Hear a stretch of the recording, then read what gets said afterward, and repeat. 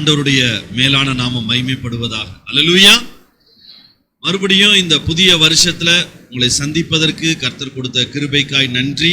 ஞான கீர்த்தி அண்ணனுக்காக முழு சபைக்காகவும் நான் நன்றி செலுத்த கடமைப்பட்டிருக்கிறேன். நேற்றைய தினத்திலே நான் ஹைதராபாத்ல இந்தியா மிஷன் அசோசியேஷன் என்று சொல்லி ஒரு பெரிய இயக்கம் இருக்கிறது. பல வருடங்களுக்கு முன்பு இந்தியாவிலே ஊழியம் செய்யக்கூடிய மிஷனரி ஸ்தாபனங்கள் இணைந்து எப்படி இந்தியாவை சந்திப்பது, இந்தியாவிலே இயேசுவினுடைய அன்பை சொல்லுவது என்று சொல்லி அதிலே நூற்றுக்கணக்கான மிஷனரி ஸ்தாபனங்கள் இணைந்து அதிலே பணியாற்றுகிறார்கள்.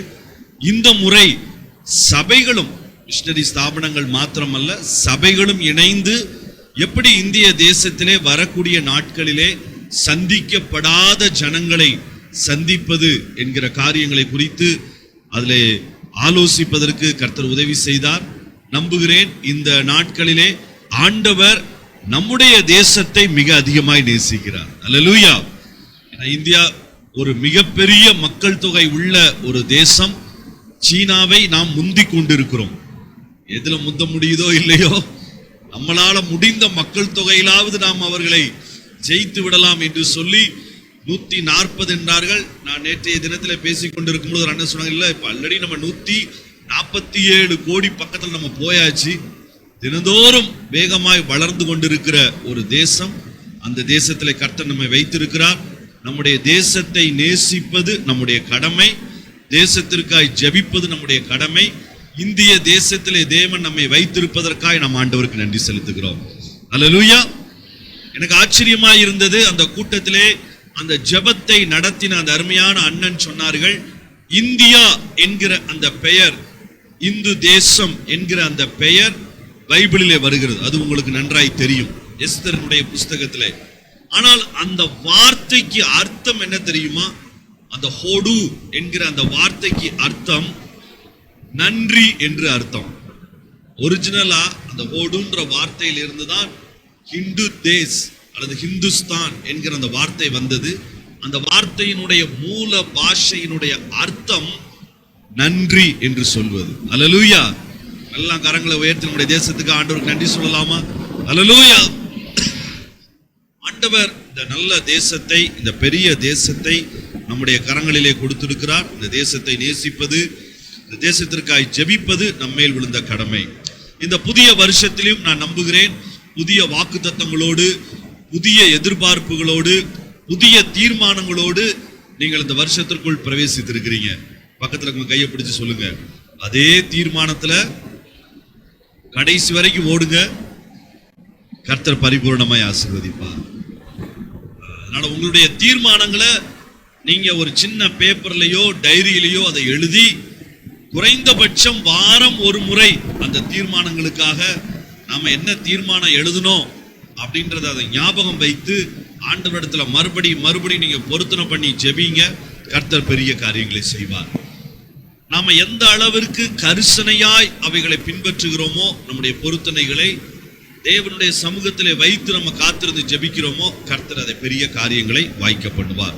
இந்த நாளிலும் நான் ஸ்டீபன் அண்ணன் சொன்னது போல அதே வசனத்தை ஆதாரமாய் வைத்து என்னோடு கூட திருப்புங்கள். சகரியாவினுடைய புஸ்தகம் 9வது அதிகாரம் அதனுடைய 12வது வசனத்தின் அடிப்படையிலே உங்களோடு கூட வசனங்களை பகிர்ந்து கொள்ள பாரப்படுத்தப்பட்டேன். ஆகவே அந்த வசனத்தையே வாசிக்கலாம்.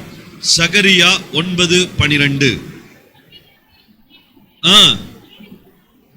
அரணுக்கு திரும்புங்கள், இரட்டிப்பான நன்மையை தருவேன், இன்றைக்கே நான் தருவேன். ஆண்டவர் இந்த வசனத்தை ஒருவேளை நீங்கள் பலமுறை நீங்கள் வாசித்திருக்கலாம், நீங்களே சொந்த வாக்குத்தத்தமாய் நீங்கள் எடுத்து ஜெபித்திருக்கலாம். ஆனால் ஆண்டவர் மறுபடியும் ஒரு விசை இந்த வசனத்தை ஞாபகப்படுத்த விரும்புகிறார். சில நேரங்களிலே குறிப்பாய் சில வாக்குத்தத்த வசனங்களை கர்த்தர் நமக்கு ஞாபகப்படுத்துகிறார். ஒருவேளை அப்படி ஞாபகப்படுத்தாவிட்டாலும் வேதத்தில் உள்ள 3000 வாக்குத்தத்தங்களும் நமக்கு சொந்தம். அல்லேலூயா. பக்கத்துல கையை பிடிச்சு நல்லா குலுக்கி சொல்லுங்க, 3000 வாக்குத்தத்தம் இருக்கு. நாம நினைக்கிறோம் ஏதோ ஒரு வாக்குத்தத்தம் மாத்திரம்னு சொல்லி. எத்தனை கர்த்தர் வச்சிருக்கிறாரு? ஒவ்வொரு வாக்குத்தத்தத்தையும் நாம் அதை பூரணமாய் அனுபவிப்பதற்காய் கர்த்தர் வைத்திருக்கிறார். ஆனால் அதிலே சில காரியங்களை கர்த்தர் சேர்த்து, சில காரியங்களை எதை செய்தால் நான் செய்வேன் என்று சொல்லி அதோடு கூட இணைத்து சொல்லுகிறார். அதை நாம் செய்யும் பொழுது, கர்த்தரை விசுவாசிக்கும் பொழுது, கீழ்ப்படியும் பொழுது அவைகளை தேவன் நிறைவேற்றுகிறார். ஆகவே நீங்க உங்களுடைய வாழ்க்கையில் அடிக்கடி இந்த வசனங்களை படிக்கும் பொழுது, இந்த வசனம் எனக்கு என்று சொல்லி எடுத்து நீங்கள் படிக்க ஆரம்பித்தால் பெரிய காரியங்களை செய்ய முடியும். இந்த வசனம் சொல்லப்பட்ட அந்த சூழ்நிலையை நீங்க பார்த்தீங்கன்னா, வசனம் ஆரம்பிக்கும் போதே அழகா சொல்லுது. என்ன பேர் சொல்லுது? நம்பிக்கை உடைய சிறைகளே. அழகான ஒரு தமிழ் டிரான்ஸ்லேஷன். இவங்க இருக்கக்கூடிய அந்த காரியம் இன்னும் பூரண விடுதலையை இவர்கள் பெற்றுக் கொள்ளவில்லை. இவர்கள் விடுதலை அடைந்தது உண்மை, ஆனால் பூரண விடுதலையை தங்கள் வாழ்க்கையிலே அனுபவிக்க முடியாமல் தடுமாறிக் கொண்டிருந்த தேவனை அறிந்த ஜனத்திற்கு எழுதப்பட்ட ஒரு வார்த்தை. இஸ்ரவேல் ஜனம் 70 வருஷம் பாபிலோன் என்கிற இடத்திலே சிறையிருப்பிலே அது தங்கி இருந்தது. 70 வருடம் கழித்து ஆண்டவர் இந்த ஜனங்களை மறுபடியும் தன்னுடைய தேசத்திற்கு கொண்டு வந்தார். கொண்டு வரும் பொழுது ஆண்டவர் சொன்னார், பழைய வாழ்க்கை இனி உங்களுக்கு இருப்பதில்லை. இந்த தேசத்திலே மறுபடியும் உங்களை நான் கொண்டு வரும் பொழுது புதிய இருதயத்தை நான் தருவேன், புதிய விதத்திலே நான் உங்களுக்கு ஆசீர்வாதத்தை தருவேன், எல்லா காரியங்களும் புதிதும் மேன்மையுமாய் இருக்கும் என்று ஆண்டவர் அவர்களுக்கு ஏற்கனவே வாக்கு பண்ணி இருந்தார். ஆனால் இந்த ஜனங்கள் அதை நம்பி வந்தார்கள். வந்த ஜனங்களுக்கு அந்த பூரண விடுதலையின் அனுபவத்தை, ஆசீர்வாதத்தை அவர்கள் பெற்றுக்கொள்ள முடியவில்லை. அந்த ஆசீர்வாதத்தை தருவதற்கு தான் ஆண்டவர் தன்னுடைய தீர்க்கதரிசியாகிய சகரியா என்கிற வாலிபனை, சகரியா ஒரு வாலிபன், அவனை அனுப்பி அந்த ஜனங்களை பார்த்து சொல்ல சொன்னார், நம்பிக்கை உடைய சிறைகளே, நான் உங்களுக்கு சொன்னதை இன்றைக்கு தருவேன். அல்லேலூயா. I will give you in this day. ஒருவேளை அது ஒரு நாளை குறிக்கலாம், ஒரு மாதத்தை குறிக்கலாம், ஒரு வருடத்தை குறிக்கலாம். நாம் நிச்சயமாய் விசுவாசிக்கலாம், 2025 நம்முடைய நம்பிக்கையாய் நாம் வைத்திருந்த காரியங்களை பெற்றுக்கொள்ளுகிற ஒரு வருஷமாய் கர்த்தர் மாற்றி தருவார். அல்லேலூயா. இவர்களை எங்கே இருந்து ஆண்டவர் விடுவித்து கொண்டு வந்தார், அல்லது இன்னும் பூரணமாய் விடுவிப்பேன் என்று சொன்னார்? 11வது வசனத்தை வாசிங்க. உனக்கு நான் என்ன செய்ய போகிறேன் என்றால், தண்ணீர் இல்லாத குழியிலே அடைபட்டிருக்கிற உன்னுடையவர்களை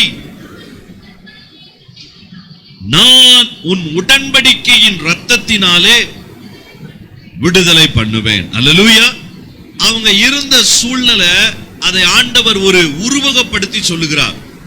அடைபட்டிருக்கிற இடம் எந்த இடம்? குழி. அந்த குழியில எது கூட கிடையாது, தண்ணீர் கூட கிடையாது. அப்படிப்பட்ட சூழ்நிலை தான் அன்றைக்கு இஸ்ரவேலினுடைய சூழ்நிலை. ஆண்டவரே, எங்களுடைய இடம்தான் மாறி இருக்கிறது. பாபிலோனிலிருந்து நாங்க எருசலேமுக்கு வந்துட்டோம், அவ்வளவுதான். ஆனா எங்க வாழ்க்கை எப்படித்தான் இருக்குது? தண்ணீர் இல்லாத ஒரு குழியை போல. ஒருவேளை நாங்கள் இருந்த ஊர் மாறி இருக்கிறது, எங்க சொந்த ஊருக்கு நாங்க வந்திருக்கிறோம், சொந்த இடத்துக்கு வந்திருக்கிறோம், சொந்த மொழி பேசுகிற ஜனங்களிடத்துல வந்திருக்கிறோம். ஆனால் எருசலேம் முழுவதும் தண்ணீர் இல்லாத ஒரு குழியை போல எங்களுடைய வாழ்க்கை இன்னும் தொடர்கிறது.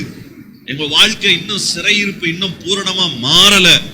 அதனாலதான் ஆண்டவர் அவர்களை பார்த்து சொல்லுகிறார், நம்பிக்கை உடைய சிறைகளே, இன்றைக்கு அரணுக்கு திரும்புங்கள். அரண் என்று சொல்லுவது ஆண்டவரைத்தான் அது குறிக்கும். ஆண்டவருடைய அந்த பூரணமான இயேசு கிறிஸ்துவின் இடத்திலே நம்முடைய வாழ்க்கையை இந்த 2025 பூரணமாய் நம்ம திருப்பி கொண்டு வரும் பொழுது கர்த்தரே சொல்லுகிறார், இரட்டிப்பான நன்மையை தருவேன். பக்கத்துல கையை பிடிச்சு நல்லா குலுக்கி சொல்லுங்க பாப்போம். 2 மடங்கு, 2 விதம், 2 மடங்கு, 2 விதம். இது ரெண்டுமே ஆங்கில வேதாகமம் ரொம்ப அழகா சொல்லுது. ஒன்னு 2 மடங்கு ஆசீர்வாதம், டபுள் ஃபோல்ட் பிளெஸிங். இன்னொரு மொழிபெயர்ப்பு அழகா சொல்லுகிறது, 2 விதமான ஆசீர்வாதம், ட்வின் பிளெஸிங். ரெண்டையுமே கர்த்தர் நம்முடைய வாழ்க்கையில தருவதற்கு அவர் ஆயத்தமாய் இருக்கிறார். இந்த வருஷத்துல ஒருவேளை 2024 உங்களுடைய வாழ்க்கையினுடைய எதிர்பார்ப்புகள் பூரணம் ஆகாத ஒரு சூழ்நிலையில இருந்திருக்கலாம். பிரதர், ஒவ்வொரு வருஷமும் ஜனவரி ஆரம்பிக்கும் பொழுது வாக்குத்தத்தம் கேட்கும் போது ரொம்ப நல்லாதான் இருக்குது. ஆனா டிசம்பர் வரும் பொழுது அது பூரணம் ஆகியிருந்ததா ஆகலையா அப்படி தேடி பார்த்தா நிறைய விஷயங்கள் ஆகல பிரதர், அப்படியே தான் ஓடி இருக்கு, நீங்க விட்டுருக்கலாம். ஆனா 2025 அப்படி விட போறது இல்லை. அல்லேலூயா. தண்ணீர் இல்லாத குழியை போல இருக்கிற ஒரு அனுபவத்துல இந்த வருஷத்தை நீங்க ஆரம்பித்தாலும் ஆண்டவர் தெளிவாய் சொல்ல விரும்புகிறார், இந்த வருஷத்திலே பூரணமாய் நீங்கள் அரணாகிய கிறிஸ்துவின் இடத்திலே பரிபூரணமாய் நீங்கள் திரும்பினால் இந்த இரட்டிப்பான காரியத்தை இன்றைக்கே தருவேன் என்று ஆண்டவர் சொல்லுகிறார். இந்த வருஷத்துல, இந்த மாதத்துல, இந்த நாட்களில இவைகளை நாம் தீவிரமாய் நாம் சுதந்திரிக்க முடியும்.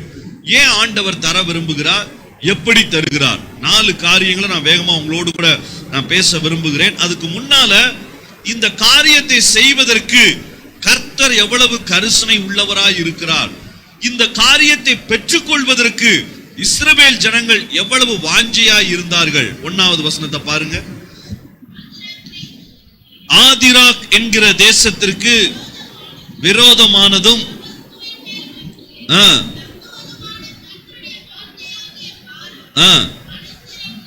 நல்ல கவனிங்க, மனுஷரின் கண்களும்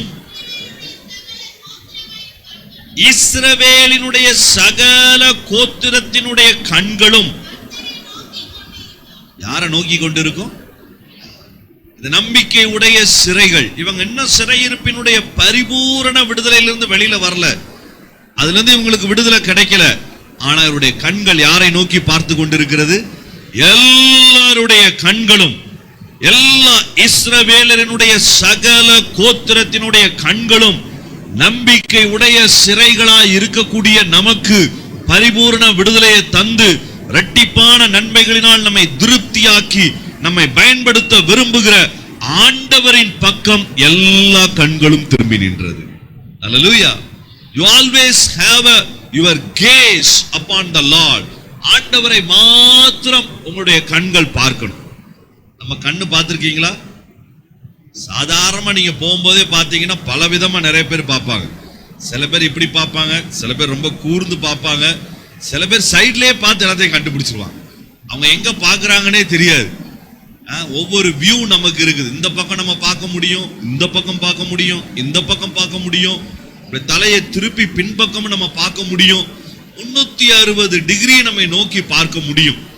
சில நேரங்களில் நம்முடைய கண்கள், ஆண்டவர் எனக்கு இதுல உதவி செய்ய முடியாது, ஆண்டவர் என்னுடைய பட்சத்தில் இதுல இருக்க வாய்ப்பில்லை என்று சொல்லி வேறு யாருடைய மீதாவது அல்லது வேறு காரியங்களின் மீது நம்முடைய கண்கள் போவதற்கு வாய்ப்பு இருக்கிறது.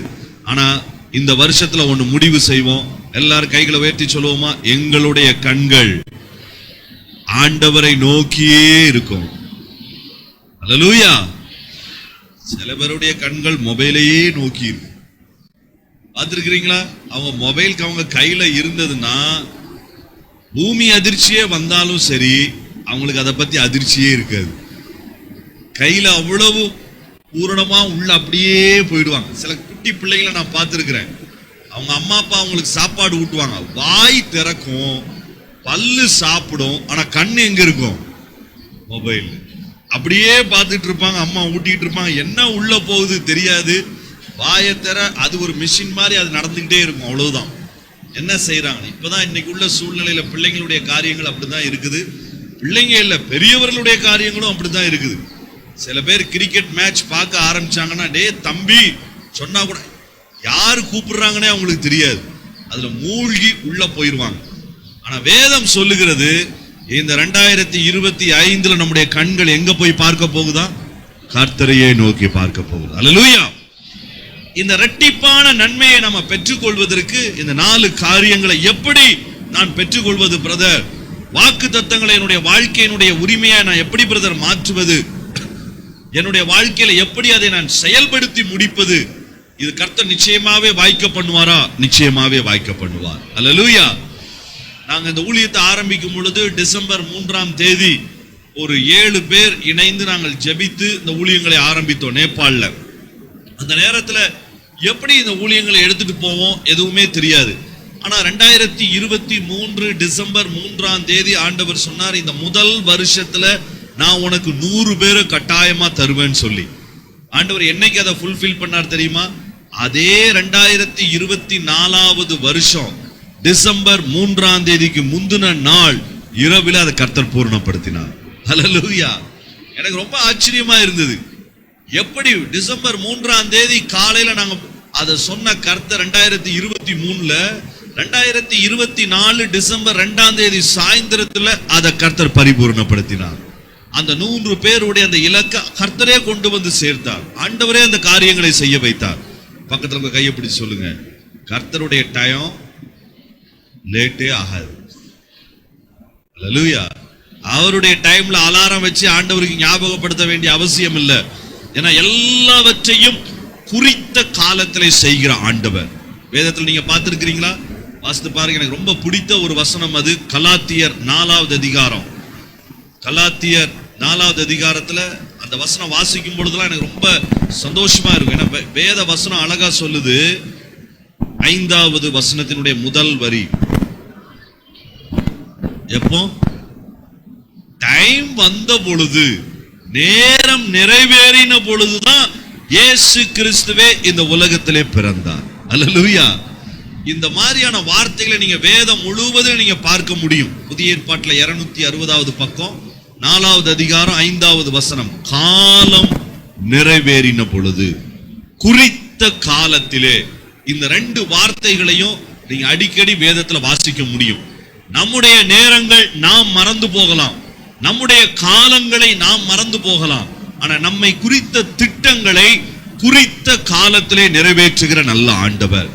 அவரிடத்துல ஒரு நாளும் அப்பா நான் கொஞ்சம் பிஸி ஆயிட்டேன்ப்பா, லேட் ஆயிருச்சு, மன்னிச்சுக்கோங்க, இல்ல நான் மறந்துட்டேன் என்று சொல்வதற்கான வாய்ப்புகளே கிடையாது.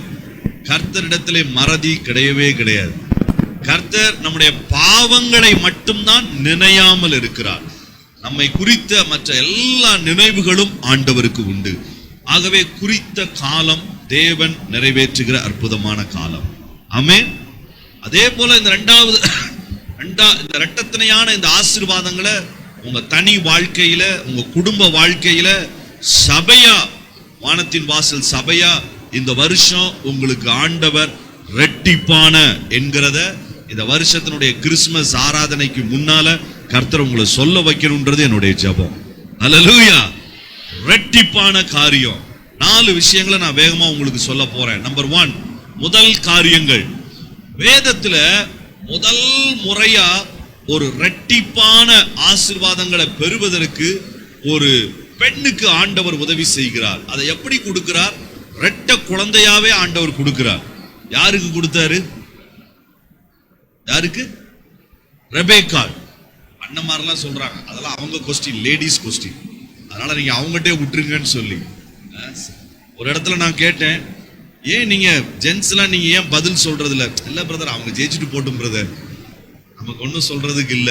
நமக்கு தெரியாமதான் எல்லாத்துலயும் விட்டு கொடுக்கக்கூடிய ஒரு பெரிய கிருபை அண்ணன்மார்களுக்கு உண்டு. வாசிங்க ஜெனிசிஸ், ஆதியாகமத்தினுடைய புஸ்தகம், அதனுடைய 25வது அதிகாரம் 21, 22 2 வசனத்தையும் வாசித்தரலாம். மலடியாய் இருந்த தன் மனைவிக்காக ஈசாக்கு கர்த்தரை நோக்கி வேண்டுதல் செய்தான், கேட்டருளினார். அவன் மனைவி ரெபேக்காள் கர்ப்பம் தரித்தாள். அவளுடைய கர்ப்பத்திலே பிள்ளைகள் ஒன்றோடு ஒன்று மோதி கொண்டிருந்தனர். அப்பொழுது அவள், இப்படியானால் எனக்கு எப்படியோ என்று சொல்லி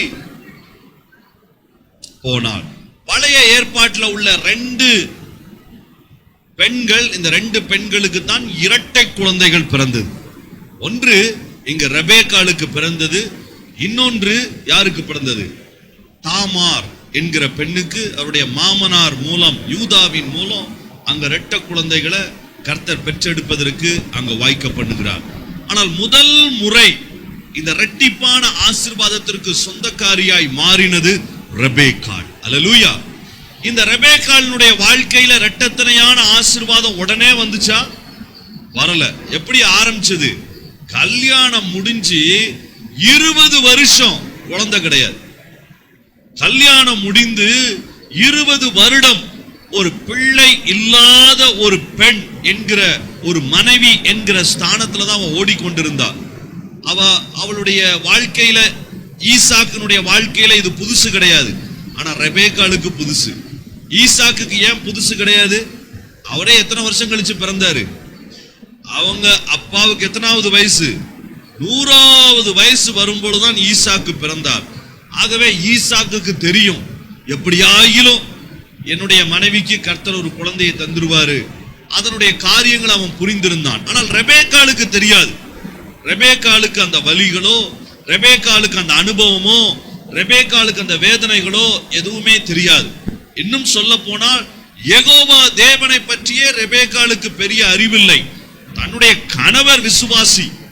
ஆகவே அவரிடத்திலே வந்து சேர்ந்த பிறகுதான் ரெபேக்காளுக்கு இந்த ஆண்டவருடைய கிருபைகள் தெரிய ஆரம்பித்தது. இந்த ஆண்டவருடைய நடத்துதல் தெரிய ஆரம்பித்தது. இந்த ஆண்டவர் யார் என்பதை அவள் கண்டுகொண்டாள். அல்லேலூயா. சில நேரங்கள்ல ஒரு குடும்பத்துல, உங்க குடும்பத்துல நீங்க ரட்சிக்கப்பட்டிருக்கலாம், உங்க கணவர் ரட்சிக்கப்படாம இருந்திருக்கலாம். உங்க கணவர் ரட்சிக்கப்பட்டிருக்கலாம், நீங்க ரட்சிக்கப்படாம இருந்திருக்கலாம். பிரதர், குடும்பமே இன்னும் பூரணமான ரட்சிப்புக்குள்ள வரல, எங்களுக்கு இரட்டத்தனையான பிளஸிங்கா? வேதத்துல முதல் முறை இரட்ட குழந்தைய கர்த்தர் கொடுத்ததே அப்படிப்பட்ட குடும்பத்துக்கு தான் கர்த்தர் கொடுத்தார். அல்லேலூயா. ஈசாக்கு பூரணமாய் ஆபிரகாம் இடத்திலே பிறந்தவன். ஆனால் ரெபேக்காள் யாருடைய பிள்ளை? ரெபேக்காளுடைய அப்பா பேர் என்ன பேரு? லாபான். என்ன பேரு? பயங்கரமான ஏமாத்துற ஆளு. எப்படி ஏமாத்துற ஆளு? பயங்கரமா ஏமாத்துற ஆளு. ஏன் பயங்கரமான ஏமாத்துற ஆளுன்னு சொன்னேன்? அவருடைய மருமகன் யாக்கோபு. யாக்கோபுனாலே எத்தன் அர்த்தம்? திருடன் அர்த்தம். ஆனா மாமனார் யாருன்னா திருடன்ட்டு இருந்து திருடுற ஆளு. பக்கத்துல உங்க கையை பிடிச்சு சொல்லுங்க, திருடன்ட்டு இருந்து திருடுற ஆளை பார்த்திருக்கீங்களா? அவருடைய பிள்ளைதான் யாரு? ரெபேக்கா. அல்லேலூயா. அவனே ஒரு பெரிய திருடன். அவன் யார்கிட்ட திருடுவான் தெரியுமா? அப்பாவே ஏமாத்துற ஆளு. யார ஏமாத்துற ஆளு? அப்பாவையே ரொம்ப டெக்னிக்கா, அழகா என்ன செஞ்சா அவர் ஏமாறுவார்னு அவருக்கு நல்லா தெரியும். சில பேரை பார்த்திருக்கீங்களா? அம்மா அப்பா 2 பேருக்கு இடையில சண்டை போட்டுட்டு இருக்கும்போது பிள்ளைங்க மார்க் ஷீட்டை உள்ள நினைச்சு சைன் வாங்கிட்டு போயிடுவான். அவர் எதுக்கு கையெழுத்து போடுறான்னு தெரியாது. அம்மா மேல, அம்மா அவன் கரெக்டா பார்த்து சொல்லுவான், அம்மா மேல இன்னைக்கு அப்பா கோபமா இருக்காரு, டாடி மம்மி வர வர எனக்கு ஒண்ணுமே செய்ய மாட்டாங்க, சைன் கேட்டா கூட போடணும், குடுறா நான் போடுறேன். அவ என்ன போடுறது? என்ன மார்க்குனே தெரியாது, நம்ம போட்டு விட்டுருவோம். அவங்களுக்கு சந்தோஷமாயிடும். சில நேரத்தில் அப்பாட்ட போக முடியாது. அதனால பிள்ளைங்களுக்கு என்ன தெரியும்? எங்க போய் கேட்டா வேலை நடக்கும்?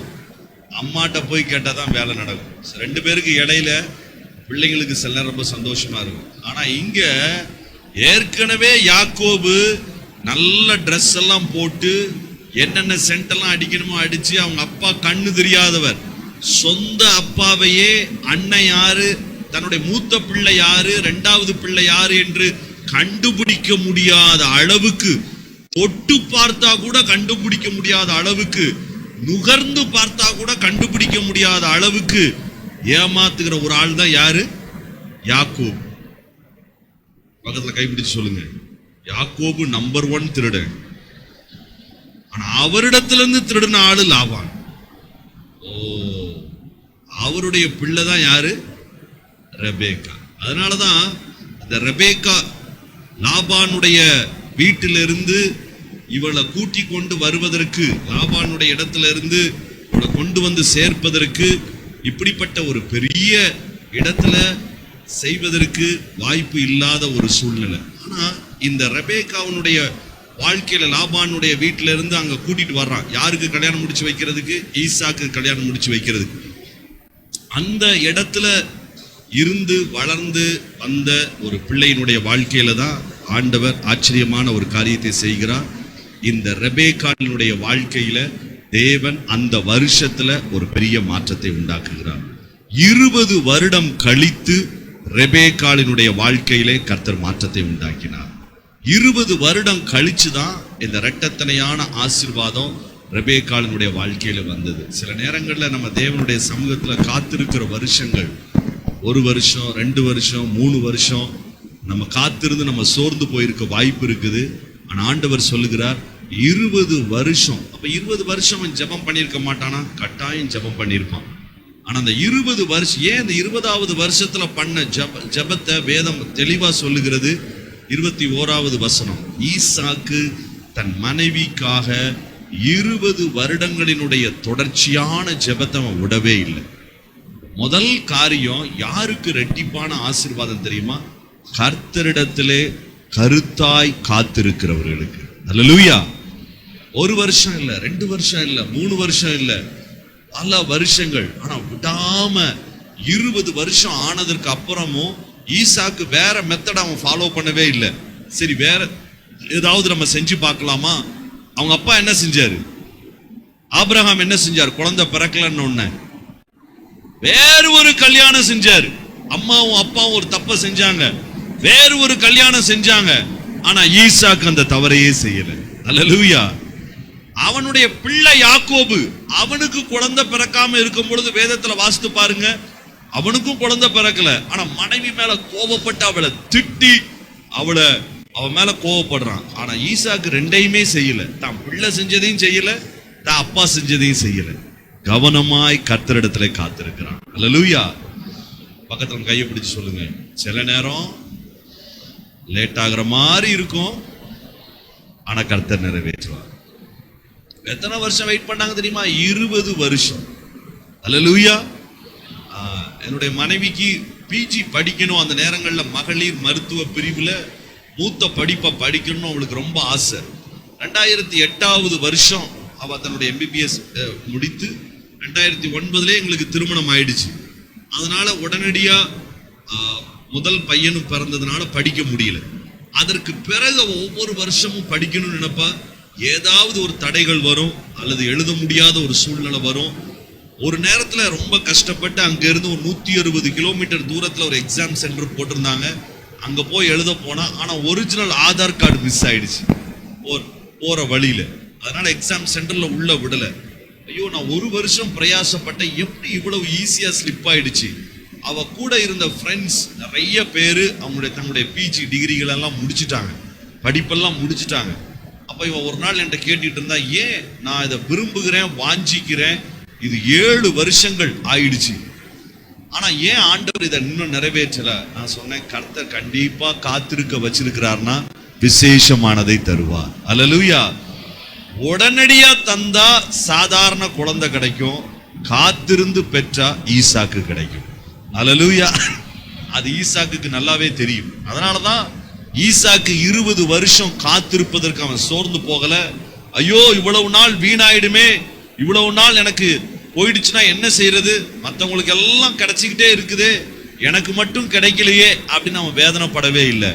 ஒரு காரியத்தை உறுதியாய் பிடித்தான், என்னுடைய கண்களோ கர்த்தரையே நோக்கி கொண்டிருக்கும். அந்த வார்த்தையை நல்லா கவனிங்க. ஈசாக்கு கர்த்தரை நோக்கி, he looked unto the Lord and he prayed. தேவனை நோக்கி மாத்திரம் அவனுடைய கண்கள், வேற எந்த ஆலோசனைக்கும் அவன் இடமே கொடுக்கல. 1 வருஷம், 2 வருஷம், 3 வருஷம், 4 வருஷம், 19வது வருஷத்துல கூட ஜனங்கள் சொல்லி இருப்பாங்க, எப்பா உனக்கு வாய்ப்பு இல்ல. ஆனா ஈசாக்கு விடவே இல்லை. 20வது வருஷத்துலயும் தன்னுடைய ஜெபத்தை விடல. கர்த்தர் ஆச்சரியமாய் காரியங்களை வாய்க்க பண்ணினார். அல்லேலூயா. அந்த நாள்ல ஸ்கேன் கிடையாது. எப்படி 2 குழந்தைன்னு கண்டுபிடிச்சாங்க, அதுவே ஒரு பெரிய விஷயம். ஏன்னா உலகத்திலேயே முதல் முறை என்ன குழந்தை? 2 குழந்தை. இதுவரைக்கும் எல்லாம் 1 குழந்தை தான் பிறந்து வந்திருக்குது. முதல் முறை கிடைக்குது. பக்கத்துல உங்க கையை சொல்லுங்க, சபையிலேயே உங்க குடும்பத்திலேயே முதல் இரட்டத்தனையான ஆசீர்வாதம் உங்களுக்கு கிடைக்கும். அல்லேலூயா. இதுவரைக்கும் யாருக்கும் கிடைக்கல பிரதர், இதுவரைக்கும் யாருமே இது கிடைக்கல. அந்த காரியங்களை இந்த வருஷத்துல நீங்க அனுபவிப்பீங்க. ஒரே ஒரு கண்டிஷன் தான், உங்க கண்ணு எங்க இருக்கணும்? கர்த்தர் மேல. அவ்வளவுதான். இது வரைக்கும் இது நடந்ததே கிடையாது. என்னுடைய தகப்பன் என்னை காட்டிலும் விசுவாசத்திலே, அவன் விசுவாசிகளுக்கு தகப்பன் என்று அழைக்கப்பட்ட ஆபிரகாம், அவனுக்கு எத்தனை பிள்ளை கிடையாது? ரெட்டை குழந்தை கிடையாது, ஒரே ஒரு குழந்தை தான். என் பிள்ளை பிறந்தா அந்த பிள்ளைய ஆயுசு நாள் வரைக்கும் நான் நஸ்ரேயனா கொடுத்துருவேன், அவனை கோயில் ஆண்டவருடைய சபையிலே நான் விட்டுருவேன் அப்படின்னு சொன்ன அண்ணாவுக்கு எத்தனாவது குழந்தை கொடுக்கல? ரெட்டை குழந்தைய ஒரே பிரசவத்தில் ஆண்டவர் கொடுக்கல. இயேசுவை பெற்றெடுக்கும் பொழுதே சரி இன்னொரு குழந்தையும் சேர்த்து மரியாளுக்கு கொடுத்துடலாம்னு சொல்லி கொடுக்கப்படல. பெரிய பெரிய விசுவாசத்தோட பெரிய பெரிய அர்ப்பணிப்போட காத்திருந்தவர்களுக்கு கிடைக்காத ஒரு காரியம், தன்னுடைய சொந்த குடும்பத்துல விக்கிரக ஆராதனை செய்கிற குடும்பத்திலிருந்து வந்து, ஆனாலும் யெகோவா தெய்வத்தை நம்புகிற ஈசாக்குனோட சேர்ந்து வாழ்ந்தால்தான் என்னுடைய வாழ்க்கை அது ஆசீர்வாதமா இருக்குன்னு சொல்லி தன்னுடைய எல்லா காரியங்களையும் விட்டுட்டு ஈசாக்கோடு கூட இணைந்து கொள்வதற்கு ஓடி வந்த ரெபேக்காளுக்கு கர்த்தர் இந்த இரட்டத்திரையான காரியத்தை வாய்க்க பண்ணினார். அல்லேலூயா. ஒருவேளை இந்த வருஷத்துல முதல் முறையா இப்படி நடக்கல பிரதர், ஆனா கர்த்தர் எனக்கு செஞ்சார், அதை நீங்க கண்டிப்பா சாட்சி சொல்வீங்க. உங்க கண்கள் மேல நோக்கி இருக்கும்பொழுது என் குடும்பத்துல இதை செஞ்சாரு, என் குடும்பத்துல யாருக்கும் இது நடந்ததில்ல, கர்த்தர் எனக்கு செஞ்சாரு. என் ஊழியத்துல எப்பொழுதும் நடந்ததில்லை 20 வருஷமா, இந்த வருஷம் அது நடக்க செய்வார். இதுவரைக்கும் நான் காத்திருந்தேன், பெரிய தேவ மனிதர்களிடத்துல செய்ய முடியல, ஆனா கர்த்தர் செய்ய வைப்பார். அல்லேலூயா. போன வருஷத்துல நாங்க முதல் முறையா அங்க நேபாள் தேசத்துல அவங்க பாஸ்டர் வந்திருந்தாங்க, சென்னையில இருந்து டீமும் வந்திருந்தாங்க. எங்களுக்கே ரொம்ப ஆச்சரியம். இதுவரைக்கும் என்னுடைய ஊழியத்துல அரசியல்வாதிகளுக்கு நான் ஞானஸ்தானம் கொடுத்ததே கிடையாது. ஆனா பாஸ்டர் நாங்கெல்லாம் சேர்ந்து அங்க நேபாள் தேசத்தினுடைய காங்கிரஸ் எம்எல்ஏ, பழைய எம்எல்ஏ ஆனா இப்போ உள்ள லீடர், பெரிய லீடரா இருந்தவர், அவருக்கு நேபாளினுடைய நதியில கர்த்தர் ஞானஸ்தானம் கொடுக்க உதவி செஞ்சார். அல்லேலூயா. நடக்க முடியாதவைகளை நடக்க செய்கிற ஆண்டவர், அதையே இரட்டிப்பாய் கொடுத்து நடத்தி செல்கிற அற்புதமான ஆண்டவர். அதனாலதான் நான் சொல்லுகிறேன், தைரியமா உங்களுடைய இந்த 2025 அந்த காரியங்களை நீங்கள் எதிர்பாருங்கள். உங்களுடைய கண்கள் அதை நோக்கட்டும். ஆண்டவரே 19 வருஷம் தரலையே, அந்த சிந்தனைகளை விட்டுருங்க. இந்த 20வது வருஷம், இந்த 7வது வருஷம், இந்த 8வது வருஷம், இந்த 5வது வருஷம் எனக்கு ரெபேக்காளுக்கு கிடைத்த அந்த இரட்டிப்பான ஆசீர்வாதம் எனக்கு வேணும் ஆண்டவரே. இது குழந்தைக்காக மட்டும் நான் சொல்லல, உங்க குடும்பத்தினுடைய ஆசீர்வாதம் எதுவா இருக்கலாம், எந்த காரியம் யோசிக்கக்கூடிய காரியமா இருக்கலாம், ஆனா தேவ சமூகத்துல அதை ஒப்பு கொடுத்து உங்களுடைய கண்கள் அதற்கு நேரா போக வேண்டியது அவசியம். அல்லேலூயா. ஆனா அந்த 2 குழந்தைகளும் உள்ளுக்குள்ள வந்த உடனேயே இப்ப யாரு ஜெபம் பண்றா? 22வது வசனத்துல யார் ஜெபம் பண்றா?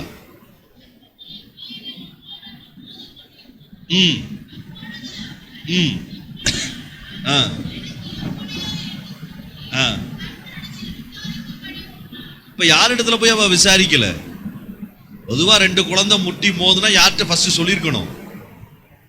ஹஸ்பண்ட் கிட்ட தானே நம்ம சொல்லுவோம். பொதுவா நீங்க பார்த்திருப்பீங்க, அக்காமார்கள்லாம் டெய்லியே நீங்க பார்த்திருப்பீங்க, சாயந்தரம் வேலை முடிஞ்சு வந்தோம்னா அன்னைக்கு உள்ள விஷயத்த சொல்லலைன்னா அவங்களால தாங்க முடியாது, குக்கர் மாதிரி ப்ரெஷர் ஏறிடும். ஏங்க தெரியுமா உங்களுக்கு காலையில் எப்படி நடந்தது, மத்தியானம் எப்படி நடந்தது, சாயந்தரம் எப்படி நடந்தது? அது அவரே காலையில் அவர் ஆஃபீஸுடைய டென்ஷன்ல இருந்து உட்காந்துருப்பார், சரி ஏதாவது சொல்லு அப்படின்னு அவங்களும் கேட்டுக்கிட்டு இருப்பாங்க. அதை சொல்ற வரைக்கும் நமக்கே ஒரு ப்ரெஷர் குக்கர் மாதிரி இருக்கும், சொல்லிதான் ஆகும். ஆனா அந்த 2 குழந்தைகள் உள்ள மோதுறத பார்க்கறா, திடீர்னு ரைட் சைட்ல இருந்து ஒண்ணு மிதிக்குது, லெஃப்ட் சைட்ல இருந்து ஒண்ணு மிதிக்குது. ஓ, ஒருவேளை 2 குழந்தை இருக்குமோ, 2 குழந்தை இருக்க வாய்ப்பு இருக்குதோ? அப்ப முதல்ல யார்கிட்ட தான் சொல்லி இருந்திருக்கணும்? ஈசாக்க கூப்பிட்டு, ஈசாக்கு வாங்க, நம்ம ஊர் பாஷையில சொன்னா அத்தான் வாங்க, மாமா வாங்க, வயிற்றுக்குள்ள ஏதோ சண்டை நடக்குது, என்னன்னு மறுபடியும் நீங்க ஜெபம் பண்ணி சொல்லுங்க, அப்படிதான் சொல்லி இருந்திருக்கணும். இல்ல, யாரே ஜெபிக்கிறா? ரெபேக்காளே ஜெபிக்கிறா. நான் நல்லா நம்புறேன் 20 வருஷம் கர்த்தர் காத்திருந்ததற்கு காரணம் ஜெபிக்கிற ரெபேக்காளை முதல்ல உருவாக்குனாரு, அந்த ரெபேக்காளின் மூலமா இரட்டத்தனையான ஆசீர்வாதத்தை கொண்டு வந்தார். அல்லேலூயா. இந்த வருஷத்துல, இந்த வருஷம் முழுவதும் நீங்க குறிச்சு வச்சுக்குவாங்க, ஆண்டவரே இந்த வருஷம் எனக்கு ஜெபிக்கிற வருஷமா இது மாறணும். அல்லேலூயா. ஜெபிக்கவே தெரியாத விக்கிரக ஆராதனை செய்து கொண்டிருந்த ஒரு ரெபேக்காளை கர்த்தர் அது ஆச்சரியமா அந்த இடத்துல கொண்டு வந்து அவர் செய்கிறார். ரெபேக்காளினுடைய காரியத்துல ஆண்டவர் செஞ்ச அற்புதமான காரியம், அந்த விக்கிரக ஆராதனையினுடைய பிடியிலிருந்து வந்த, அது ஆபிரகாமினுடைய குடும்பம் தான், அந்த குடும்பத்திலிருந்து வந்த அந்த பெண்ணை கர்த்தர் ஜெபிக்கிற பெண்ணா அழகா மாற்றி 20 வருஷம் கழிச்சு ஆண்டவர் ஆசீர்வாதம் கொடுக்கும் பொழுது அவளே ஜெபிக்கிற ஒரு தாயாக மாறி இருந்தார். ஏன் நான் இதை சொல்றேன்? இன்னொரு வசனத்தை பாருங்க, யோபுவினுடைய புஸ்தகம். இது நமக்கு நல்லா தெரியும். கடைசி அதிகாரம், யோபுவினுடைய புஸ்தகம் 42வது அதிகாரம் 10வது வசனத்தை வாசிக்கிறார். யோபு தன் சிநேகிதருக்காக வேண்டுதல் செய்த பொழுது கர்த்தர் அவனுடைய சிறையிருப்பை மாற்றினார். யோபுவுக்கு முன்னிருந்த எல்லாவற்றை பார்க்கிலும் இரட்டத்தனையாய் கர்த்தர் அவருக்கு தந்தருளினார். அல்லேலூயா. எங்க ஆண்டவர் இரட்டத்தனையா கொடுத்தாரு? எங்க யோபு ஜெபிக்க ஆரம்பிச்சானோ, மற்றவர்களுக்காக ஜெபிக்கிற சிறையிருப்புக்காக ஜெபிக்க ஆரம்பித்தானோ, மற்றவைகளுக்கு அவனுடைய காரியங்களுக்காக கூட அவன் ஜெபிக்க ஆரம்பிக்கல, தன்னுடைய நண்பர்களின் சிறையிருப்புக்காக அவன் ஜெபிக்க ஆரம்பித்தான். ஆண்டவர் எதை எப்படியா மாத்தினாரு?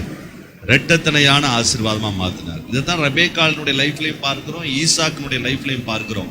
இந்த வருஷம் முழுவதும் ஜெபிக்கிற வருஷமா மாத்திருங்க. பக்கத்துல உங்க கையை பிடிச்சு சொல்லுங்க, இந்த வருஷத்தை இரட்டத்தனையா ஜெபிக்கிற வருஷமா மாத்திருங்க. அல்லேலூயா.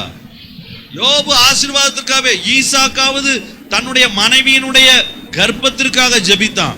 யோபு ஜெபிக்கவே இல்லை. அதற்காக யாருக்காக ஜெபிக்கிறான்? சிறையிருப்பில் இருக்கிற தன்னுடைய நண்பர்களுக்காக அவன் முழங்கால் படுகிறான். வேதம் சொல்லுகிறது, கர்த்தர் அவன் இழந்தவைகளையும் சேர்த்து இரட்டத்தனையாய் கர்த்தர் கொடுக்கிறார். எல்லாவற்றையும் டபுள் போர்ஷன். இது ஏதோ கதைக்காய் அல்லது விசுவாசத்திற்காய் மாத்திரம் சொல்லப்பட்டதல்ல, நம்முடைய வாழ்க்கையிலே நடக்கிற காரியம். அல்லேலூயா. ஆண்டவரிடத்திலிருந்து நீங்க பூரணமா பிடிச்சு நீங்க ஜெபிக்க ஆரம்பிச்சீங்கன்னா, இரட்டத்தனையா ஆண்டவரே எங்களுக்கு தரணும் அப்படின்னு சொல்லி நீங்க ஜெபிக்க ஆரம்பித்தீங்கன்னா, ஆண்டவரே நான் இதை வாஞ்சிக்கிறேன், இந்த காரியங்களின் மூலமா உங்க நாமத்தை நான் மகிமைப்படுத்தணும், எனக்கு செய்யுங்க அப்படின்னு நீங்க ஜெபிக்க ஆரம்பிக்கும் பொழுது கர்த்தர் பெரிய காரியங்களை செய்வார், ஆச்சரியமான காரியங்களை செய்வார். 10 குழந்தைங்க இறந்தது, 10 குழந்தைங்க மறுபடியும் பிறந்தது. உலகத்துல எங்கேயாவது கேட்டிருக்கீங்க? பக்கத்துல கைப்பிடிச்சு கேளுங்க, நீங்க எங்கேயாவது கேட்டிருக்கீங்களா? ஒரே வீட்டுல 10 குழந்தை இறந்தத, அதே வீட்டுல மறுபடியும் 10 குழந்தை பிறந்தத யாராவது கேட்டிருக்கீங்களா? யாருமே கேட்கல. எப்படி ஆண்டவர் செய்ய வச்சாரு? யார் மூலமா செய்ய வச்சாரு? யோபு என்கிற ஒரு மனிதன் தன் நண்பருக்காய் செய்த ஒரு சின்ன ஜெபம். சிறையிருப்புகளை கர்த்தர் மாற்றுகிறவர். நம்பிக்கை உடைய சிறைகளே, அரணுக்கு திரும்புறதா நம்முடைய வேலை. அரணாகிய இயேசுவின் இடத்துல நம்முடைய கண்கள் பூரணமா திரும்பிடுச்சுன்னா இந்த வருஷம் ஜெபிக்கிற வருஷமா மாறிடும். அல்லேலூயா.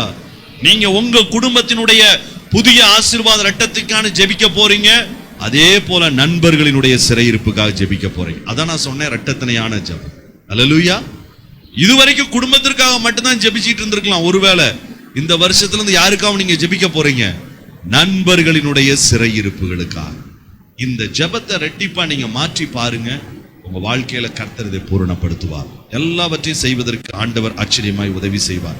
2வது காரியம், ஆண்டவர் இந்த ரெட்டிப்பான ஆசீர்வாதத்தை யாருக்கு கொடுத்தார்? 1 நாளாகமத்தினுடைய புஸ்தகம், 1 நாளாகமத்தினுடைய புஸ்தகம் அதனுடைய 5வது அதிகாரம், அதுல 1வது 2வது வசனத்தை வாசிக்கலாம். 1 நாளாகமம் 5வது அதிகாரம் 1வது 2வது வசனம். ரூபன் இஸ்ரவேலுக்கு முதற் பிறந்த சேஷ்ட புத்திரன், தீட்டுப்படுத்தினபடியினால் எண்ணப்படாமல்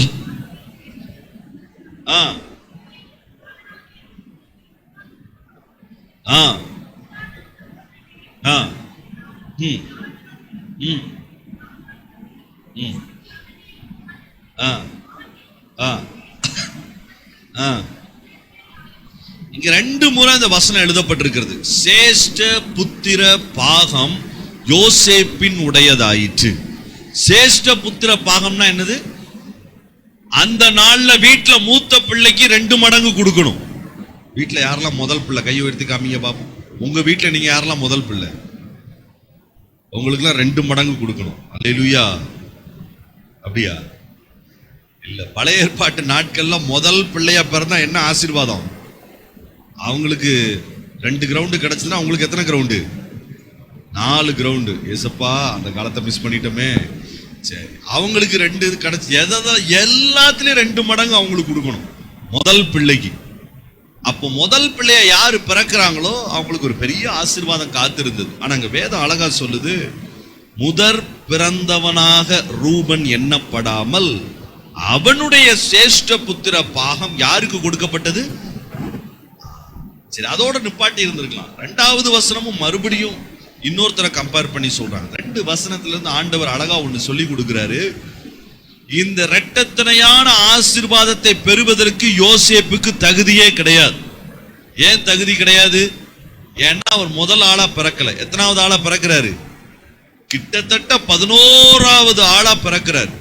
12வது ஆள்னு கூட சொல்லலாம். ஏன்னா தாமார் என்கிற ஒரு சகோதரியும் அவனுக்கு இருக்கிறாங்க. கிட்டத்தட்ட அவன் 12வது ஆள் அவன் பிறந்திருக்கலாம், அல்லது 11வது ஆள் அவன் பிறந்திருக்கலாம். ஆனா ஆண்டவர் முதல் இடத்துல பிறந்தவனுக்கு கொடுக்க வேண்டிய ஆசீர்வாதத்தை எத்தனாவது ஆளுக்கு கொடுக்கிறாரு? 11வது ஆளுக்கு கொடுக்கிறார். அல்லேலூயா. பக்கத்துல கையை பிடிச்சு சொல்லுங்க, வரிசையில நீங்க 11வது இடத்துல தான் இருக்கீங்க, ஆனா ஆசீர்வாதம் உங்களுக்கு. அல்லேலூயா. வார்டு மெம்பர் எலெக்ஷன்ல 11வது இடத்துல வந்தா மெம்பர் ஆக்குவாங்களா? டெபாசிட்டே கிடையாது. 2வது 3வது இடத்தை தாண்டினால என்ன போயிடும்? டெபாசிட்டே போயிடும். உங்க கிளாஸ்ல 11வது ரேங்க் எடுத்தவங்களுக்கு முதல் மார்க் கொடுப்பாங்களா? எங்கேயாவது பார்த்துருக்கீங்களா? அப்படி ஸ்கூல் இருந்தா நம்மளும் ஜாயின் பண்ணிக்கலாம். ரொம்ப சந்தோஷம். அப்படி 11வது இடத்துல இருக்கிற ஆளுக்கு முதல் இடத்தினுடைய ஆசீர்வாதம் கிடையாது பிரதர். நீங்க வரிசையில 11வது இடத்துல நிற்கும் பொழுது உங்களுக்கு வாய்ப்பே இல்லை. அதனாலதான் ஆண்டவர் 2 அவனுடைய அண்ணமாருடைய பெயரை எடுத்து சொல்லுகிறார். 1 ரூபன், பிறப்பிலேயே அவன் முதலிடத்திற்கு தெரிந்து கொள்ளப்பட்டவன், பிறப்பிலேயே முதலிடத்திற்கான ஆசீர்வாதத்திற்காய் பிறந்தவன். 2வது யூதா, இயேசு வரப்போகிற கோத்திரத்தை சேர்ந்தவன், சிறந்த கோத்திரத்தை சேர்ந்தவன். 12 கோத்திரங்களிலேயே சிறப்பான ஒரு கோத்திரம், இயேசுவை பெற்றெடுக்கக்கூடிய ஒரு கோத்திரத்தில் பிறந்தவன். இந்த 2 பேருக்கும் வர வேண்டிய ஆசீர்வாதம் 2 பேரை தாண்டி 3, 4, 5, 10வது ஆளையும் தாண்டி 11வது ஆளா ஆடு மேய்த்து கொண்டிருந்த யோசேப்பின் இடத்துல வந்து கர்த்தர் சொன்னார், இது உனக்கு தான். அல்லேலூயா. பக்கத்துல கையை பிடிச்சு சொல்லுங்க, வாய்ப்புகளை பார்த்து பயந்துராதீங்க. ஒரு தம்பிகிட்ட கேட்டேன், அவன் இன்டர்வியூ போயிட்டு வந்தான். இன்டர்வியூ எப்படி? ஆனா இன்டர்வியூக்கு வந்த கூட்டத்தை பார்த்தா நமக்கு வாய்ப்பே இல்லை. 5 சீட்டுக்கு 100 பேர் உட்கார்ந்து இருக்காங்க. எத்தனை பேர் உட்கார்ந்து இருக்கிறாங்க? 100 பேர் உட்கார்ந்து. வாய்ப்பே இல்லை. அவ்வளோ பெரிய கிரௌடு. எனக்கு இருக்கக்கூடிய சூழ்நிலையில வாய்ப்பு இல்லை, எனக்கு இருக்கக்கூடிய இதுல வாய்ப்பே கிடையாது. ஆனா எப்படி யோசேப்பு இதை செஞ்சான்? 2 காரியத்தை அவனும் செஞ்சான். அல்லேலூயா. வேதத்துல யாக்கோபு அவனை ரொம்ப நேசிச்சது உண்மை. ஆனா யாக்கோபு நேரடியா அவனை பார்த்து சொல்லல, முதல்லயே நீ தான் சேஷ்ட புத்திர பாகத்தை பெறுவன்னு வாக்குத்தத்தம் கொடுக்கல. ஏன்னா யாக்கோபே கொடுக்க முடியாது, அப்பாவா இருந்தாலும் கொடுக்க முடியாது. சேஷ்ட புத்திர பாகம் யாருக்கு தான் போகணும்? முதல் பிள்ளைக்கு தான் போகணும். அதனாலதான் யாக்கோபே ஏமாத்தி வாங்கினான். கிடைக்க வாய்ப்பே இல்லை. 1% வாய்ப்பு கூட கிடையாது. ஆனால் 1% கூட வாய்ப்பு இல்லாத இந்த யோசேப்பு அதை பெற்றுக்கொள்வதற்கு எப்படி அவன் தகுதியானான்? 2 விஷயம் அதிலே அழகா போட்டிருக்கு. 1வது அதிகாரம் அழகா போட்டிருக்குது, தன்னுடைய மஞ்சத்தை தீட்டுப்படுத்தின கூட்டத்திலே அவன் சேரவில்லை, தன்னை அசுத்தப்படுத்தின கூட்டத்திலே அவன் சேரவில்லை, தன்னை பரிசுத்தமாய் காத்துக்கொண்டான். அல்லேலூயா. ஒரே குடும்பம், அண்ணன் தப்பு செய்யறான், கூட இருக்கிறவங்க தப்பு செய்யறாங்க. சொந்த அண்ணன் ஆவிக்குரிய வாழ்க்கையில என்னை விட மூத்தவன், ஆவிக்குரிய வாழ்க்கையில என்னை விட அனுபவம் உள்ளவன், எனக்கு முன்னாலேயே ஆண்டவரை தெரிந்தவன், அவன் கூட அசுத்தம் செய்யலாம். ஆனா நான் அந்த அசுத்தத்துல விழமாட்டேன்னு தனியா நிற்கக்கூடிய பிரித்தெடுக்கப்பட்ட வாழ்க்கை, அதற்கு ஒப்பு கொடுத்தா இரட்டத்தனையான ஆசீர்வாதம் கையை தேடி வந்து நிற்கும். ஹல்லேலூயா. பிரித்தெடுக்கப்பட்ட வாழ்க்கை. உங்க கூட இருக்கிறவங்க, உங்களுக்கு முன்னாடி ஆண்டவரை தெரிந்தவங்க, உங்களை நடத்துறவங்க, பெரிய ஊழியக்காரங்க, இந்த எந்த சாக்கு போக்கு நீங்க சொல்ல வேண்டிய அவசியம் இல்லை. இந்த மாம்சத்தை நான் கிறிஸ்துவின் ஆலயமாகிய சரீரத்தை நான் அசுத்தப்படுத்தி எனக்கு கிடைக்க போகிற இரட்டிப்பான ஆசீர்வாதத்தை நான் இழக்க ஆயத்தம் இல்லை. எனக்கு தேவை தேவனிடத்திலிருந்து பெற்றுக் கொள்ளுகிற இரட்டிப்பான ஆசீர்வாதம்னு அவன் தைரியமா எல்லா இடத்திலையும் நின்னா கர்த்தர் அவனை கனப்படுத்தினார். அல்லேலூயா. பக்கத்துல கையை பிடிச்சு சொல்லுங்க, பரிசுத்தம் எப்போதுமே பரிசு கொண்டு வரும். நீங்க பரிசுத்தமா வாழ்ந்து பாருங்க, பரிசு வீடு தேடி வரும். உங்களை தேடி கர்த்தர் கொண்டு வந்து சேர்ப்பார். 11 பேர் அல்லது 10 பேர் உங்களுக்கு முன்னாடி நின்னாலும் பரிசு பொருள் தாண்டி வந்து உங்க கையில தான் விழும். ஏன்னா அவருக்கு தெரியும், மஞ்சத்தை தீட்டுப்படுத்தாதவன், தன்னை அசுசிப்படுத்தாதவன், தன்னை வேறு பிரித்தவனாய் வாழுகிறவன். அதுதான் இந்த நாட்கள் நமக்கு அதிகமா தேவை. வாலிப தம்பி, தங்கச்சி, அண்ணன், அக்கா எல்லாருக்கும் நான் சொல்றதான், உங்க குடும்பத்துல அலோவ் பண்ணாதீங்க. உங்க குடும்பத்தை பார்த்து சொல்லுங்க, மத்தவங்க கிண்டல் பண்ணட்டும் பரவாயில்ல, மத்தவங்க கேலி பேசட்டும் பரவாயில்ல. எஸ், என்னுடைய குடும்பம் பிரித்தெடுக்கப்பட்ட குடும்பம். நான் உலகத்தோட ஒத்து வாழ முடியாது, என்னுடைய வஸ்திரத்தை அசுசிப்படுத்த முடியாது. பிரதர், பெரிய ஊழியக்காரங்க செய்யறாங்க, நான் செய்ய முடியாது. உன்னை விட மூத்தவர் ரூபன் செய்யறான், செய்ய முடியாது. ஏனென்றால் அது என் தகப்பனுடைய இருதயத்தை அது காயப்படுத்தும். அல்லேலூயா. நான் ஏன் செய்ய மாட்டேன்? அது என் தகப்பனுடைய இருதயத்தை காயப்படுத்தும், என் தகப்பனை வருத்தப்படுத்தும், எனக்காய் ஜீவனை கொடுத்தவரை அது வருத்தப்படுத்தும். அதனால வாய்ப்பே கிடையாது. அல்லேலூயா. என் கூட ஒரு அருமையான தம்பி இருக்கிறான். ஆண்டவர் அவனை அற்புதமா பயன்படுத்துற. ஒவ்வொரு இடத்திலையும் ஆச்சரியமா ராமகாந்த் என்று சொல்லி அற்பூர் என்கிற அந்த பணித்தளத்துல ஊழியம் செய்யறான். சமீபத்துல அவனை இந்த அளவுக்கு ஃபோர்ஸ் பண்ணாங்க, நீயும் வந்து இந்த காரியங்களை செய், இப்படிப்பட்ட தவறான காரியங்களுக்கு உள்ளவா சொன்ன முடியவே முடியாது. இந்த காரியங்களை செய்வதற்கு வாய்ப்பே இல்லை, அதுக்கு நான் ஒத்து போக முடியாது. அதனால நிறைய எதிர்ப்புகளை சந்திக்க வேண்டிய சூழ்நிலை, நெருக்கங்களை சந்திக்க வேண்டிய சூழ்நிலை. ஆனா அந்த நெருக்கங்கள், எதிர்ப்புகள் எல்லாம் ஒரு கொஞ்சம் மாசம் தான் இருந்தது. கர்த்தர் அற்புதமா இரட்டத்தனையான ஆசீர்வாதங்களால மூட ஆரம்பித்தார். அல்லேலூயா. இப்ப யார் வெறுத்து தள்ளினாங்களோ அவங்க இப்ப அவனுடைய பட்சத்தை தேடி வரக்கூடிய இடத்திற்கு கர்த்தர் கொண்டு வந்தார். பக்கத்துல உங்க கையை பிடிச்சு சொல்லுங்க, அசுத்தப்படுத்த விட்டுறாதீங்க. அல்லேலூயா. ரூபன் செஞ்சான், அதனால நான் செய்யலாம் இல்ல. இந்த ரூபனுடைய பெரிய தவறே என்ன தெரியுமா? அவன் எப்படி வாழ்ந்தானா? ஆதியாகமம் 49, ஏற்கனவே இந்த வசனங்கள் உங்களுக்கு தெரிஞ்சிருக்கலாம், ஆனா நான் வேகமா சொல்ல விரும்புகிறேன். ஆதியாகமம் 49 3 4வது வசனத்தை வேகமா வாசிக்கலாம். ரூபனே, நீ என் சேஷ்ட புத்திரன், என் முதற் பலனுமானவன், நீ மேன்மையில் பிரதானமும். பாத்தீங்களா, இவ்வளவு பெரிய ஆசீர்வாதம் அவனுக்கு இருந்துச்சு. ஆனா அவன் என்ன செஞ்சான்?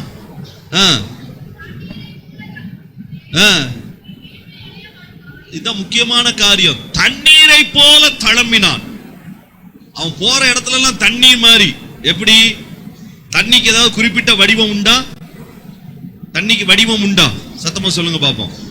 இல்ல. அப்ப தண்ணிக்கு எப்படி வடிவம் வரும்? அது வட்டமா, சதுரமா, முக்கோணமா, எப்படி அதுக்கு வடிவம் வரும்? எந்த பாத்திரத்துல ஊத்துறாங்களோ அந்த வடிவம் வந்துடும். ரூபன் எப்படி இருந்தான் தெரியுமா? சபையில இருக்கும்போது பயங்கர பரிசுத்தம், இங்க உள்ள பாட்டில தண்ணி மாதிரி உட்கார்ந்துக்கிடுவான். காலேஜுக்கு போனா இன்னொரு வாழ்க்கை, வீட்டுக்கு போனா இன்னொரு வாழ்க்கை. தண்ணீரை போல ஒரே நிலையிலே நிற்க முடியாமல் தடுமாறி தளம்பின ஒரு வாழ்க்கை. ஆனா 2025 கர்த்தர் நம்மள, யோசேப்பை எப்படி மாத்தினாரு? 24வது வசனம்.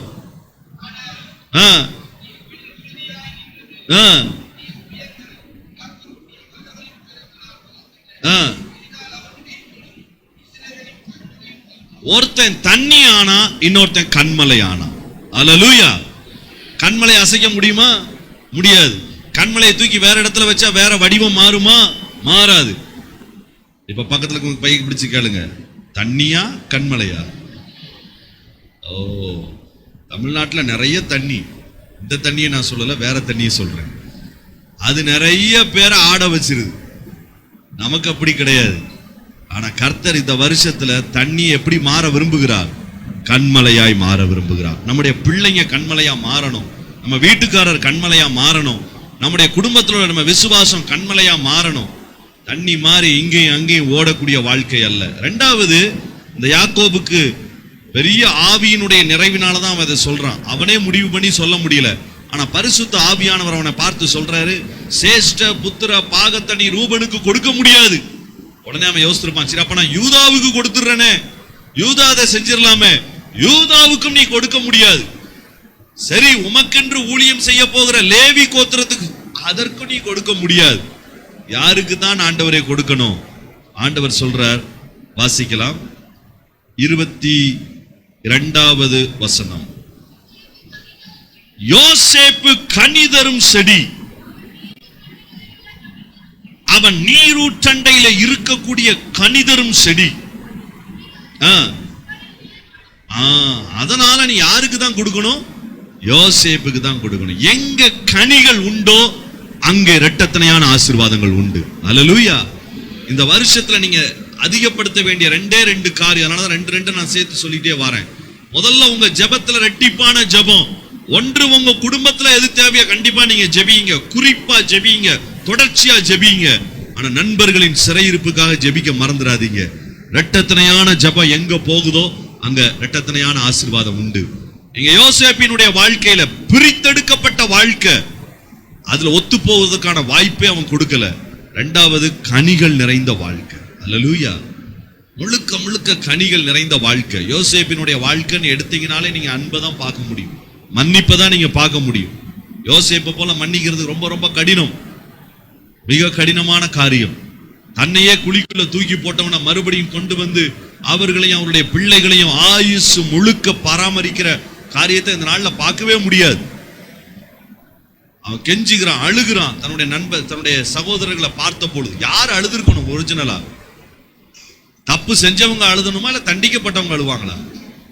தப்பு செஞ்சவங்க தான் உணர்ந்து வந்து அழுவாங்க, ஐயோ எங்களை மன்னிச்சிருங்க. ஆனா யாரு சத்தம் போட்டு அழுதா? அடி வாங்கினவன் அழுகிறான். அவன் இப்ப பிரதம மந்திரி, பெரிய இடத்துல இருக்கிறான். ஆனா அந்த இடத்துல நின்று அவன் காண்பித்த கனிகள், அதான் சொல்றான், யோசேப்பு கனி தரும் திராட்சை செடிப்பா. அல்லேலூயா. எங்க இருந்தாலும் உங்களை குறிச்சு இந்த 2 சாட்சி இந்த வருஷத்துல வரணும்.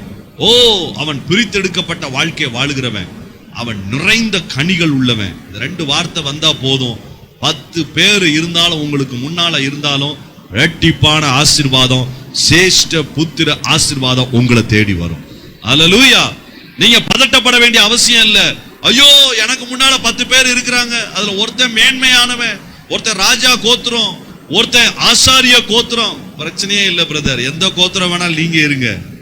எனக்கு தெரியும், என்ன பிரித்தெடுக்கப்பட்ட வாழ்க்கையிலையும் கனி நிறைந்த வாழ்க்கையில் நான் வச்சிருந்தா போதும், ஆசீர்வாதம் 10 கோத்திரத்தை தாண்டி என்ன தேடி வரும். கர்த்தர் இதை எனக்கு நிச்சயமா வாய்க்கப்படுவார். அதை செய்வதற்கு அவருக்கு எந்த தடையும் இருக்காது. அல்லேலூயா. சோ முதல்ல நான் சொன்னேன், காத்திருந்து நீங்க ஜெபிக்கிற அந்த இரட்டிப்பான ஜெபம் உங்களை இரட்டத்தனையான இடத்துக்கு கண்டிப்பா கொண்டு போகும். 2வது, உங்களுடைய வாழ்க்கையில நீங்க காண்பிக்க போகிற இந்த 2 குணநலங்கள், ஒன்று பரிசுத்தம், இன்னொன்று கனி. நீங்க உள்ளுக்குள்ள பரிசுத்தமா இருக்கிறது வெளியில எப்படி தெரியும்? கனிகளா தெரியும். நான் பரிசுத்தமா இருக்கிறேன் ஆனா கனி இல்லை, அதை ஏற்றுக்கொள்ள முடியாது. என்னிடத்துல கனிகள் இருக்கிறது ஆனா உள்ள பரிசுத்தம் இல்லை, அதையும் ஏற்றுக்கொள்ள முடியாது. 2 சேர்ந்துதான் போய் ஆகணும். ஒரு கனி உள்ள இடத்துல ஒரு பரிசுத்தம். ஏன்னா பரிசுத்த ஆவியானவர் மூலமா தான் கனி வருது. அந்த கனிகள் மூலம் அதே பரிசுத்த ஆவியானவர் தான் நமக்கு பரிசுத்தத்தையும் தருகிறார். அல்லேலூயா. அதனால இந்த வருஷத்துல அந்த காரியங்களை செய்யுங்க.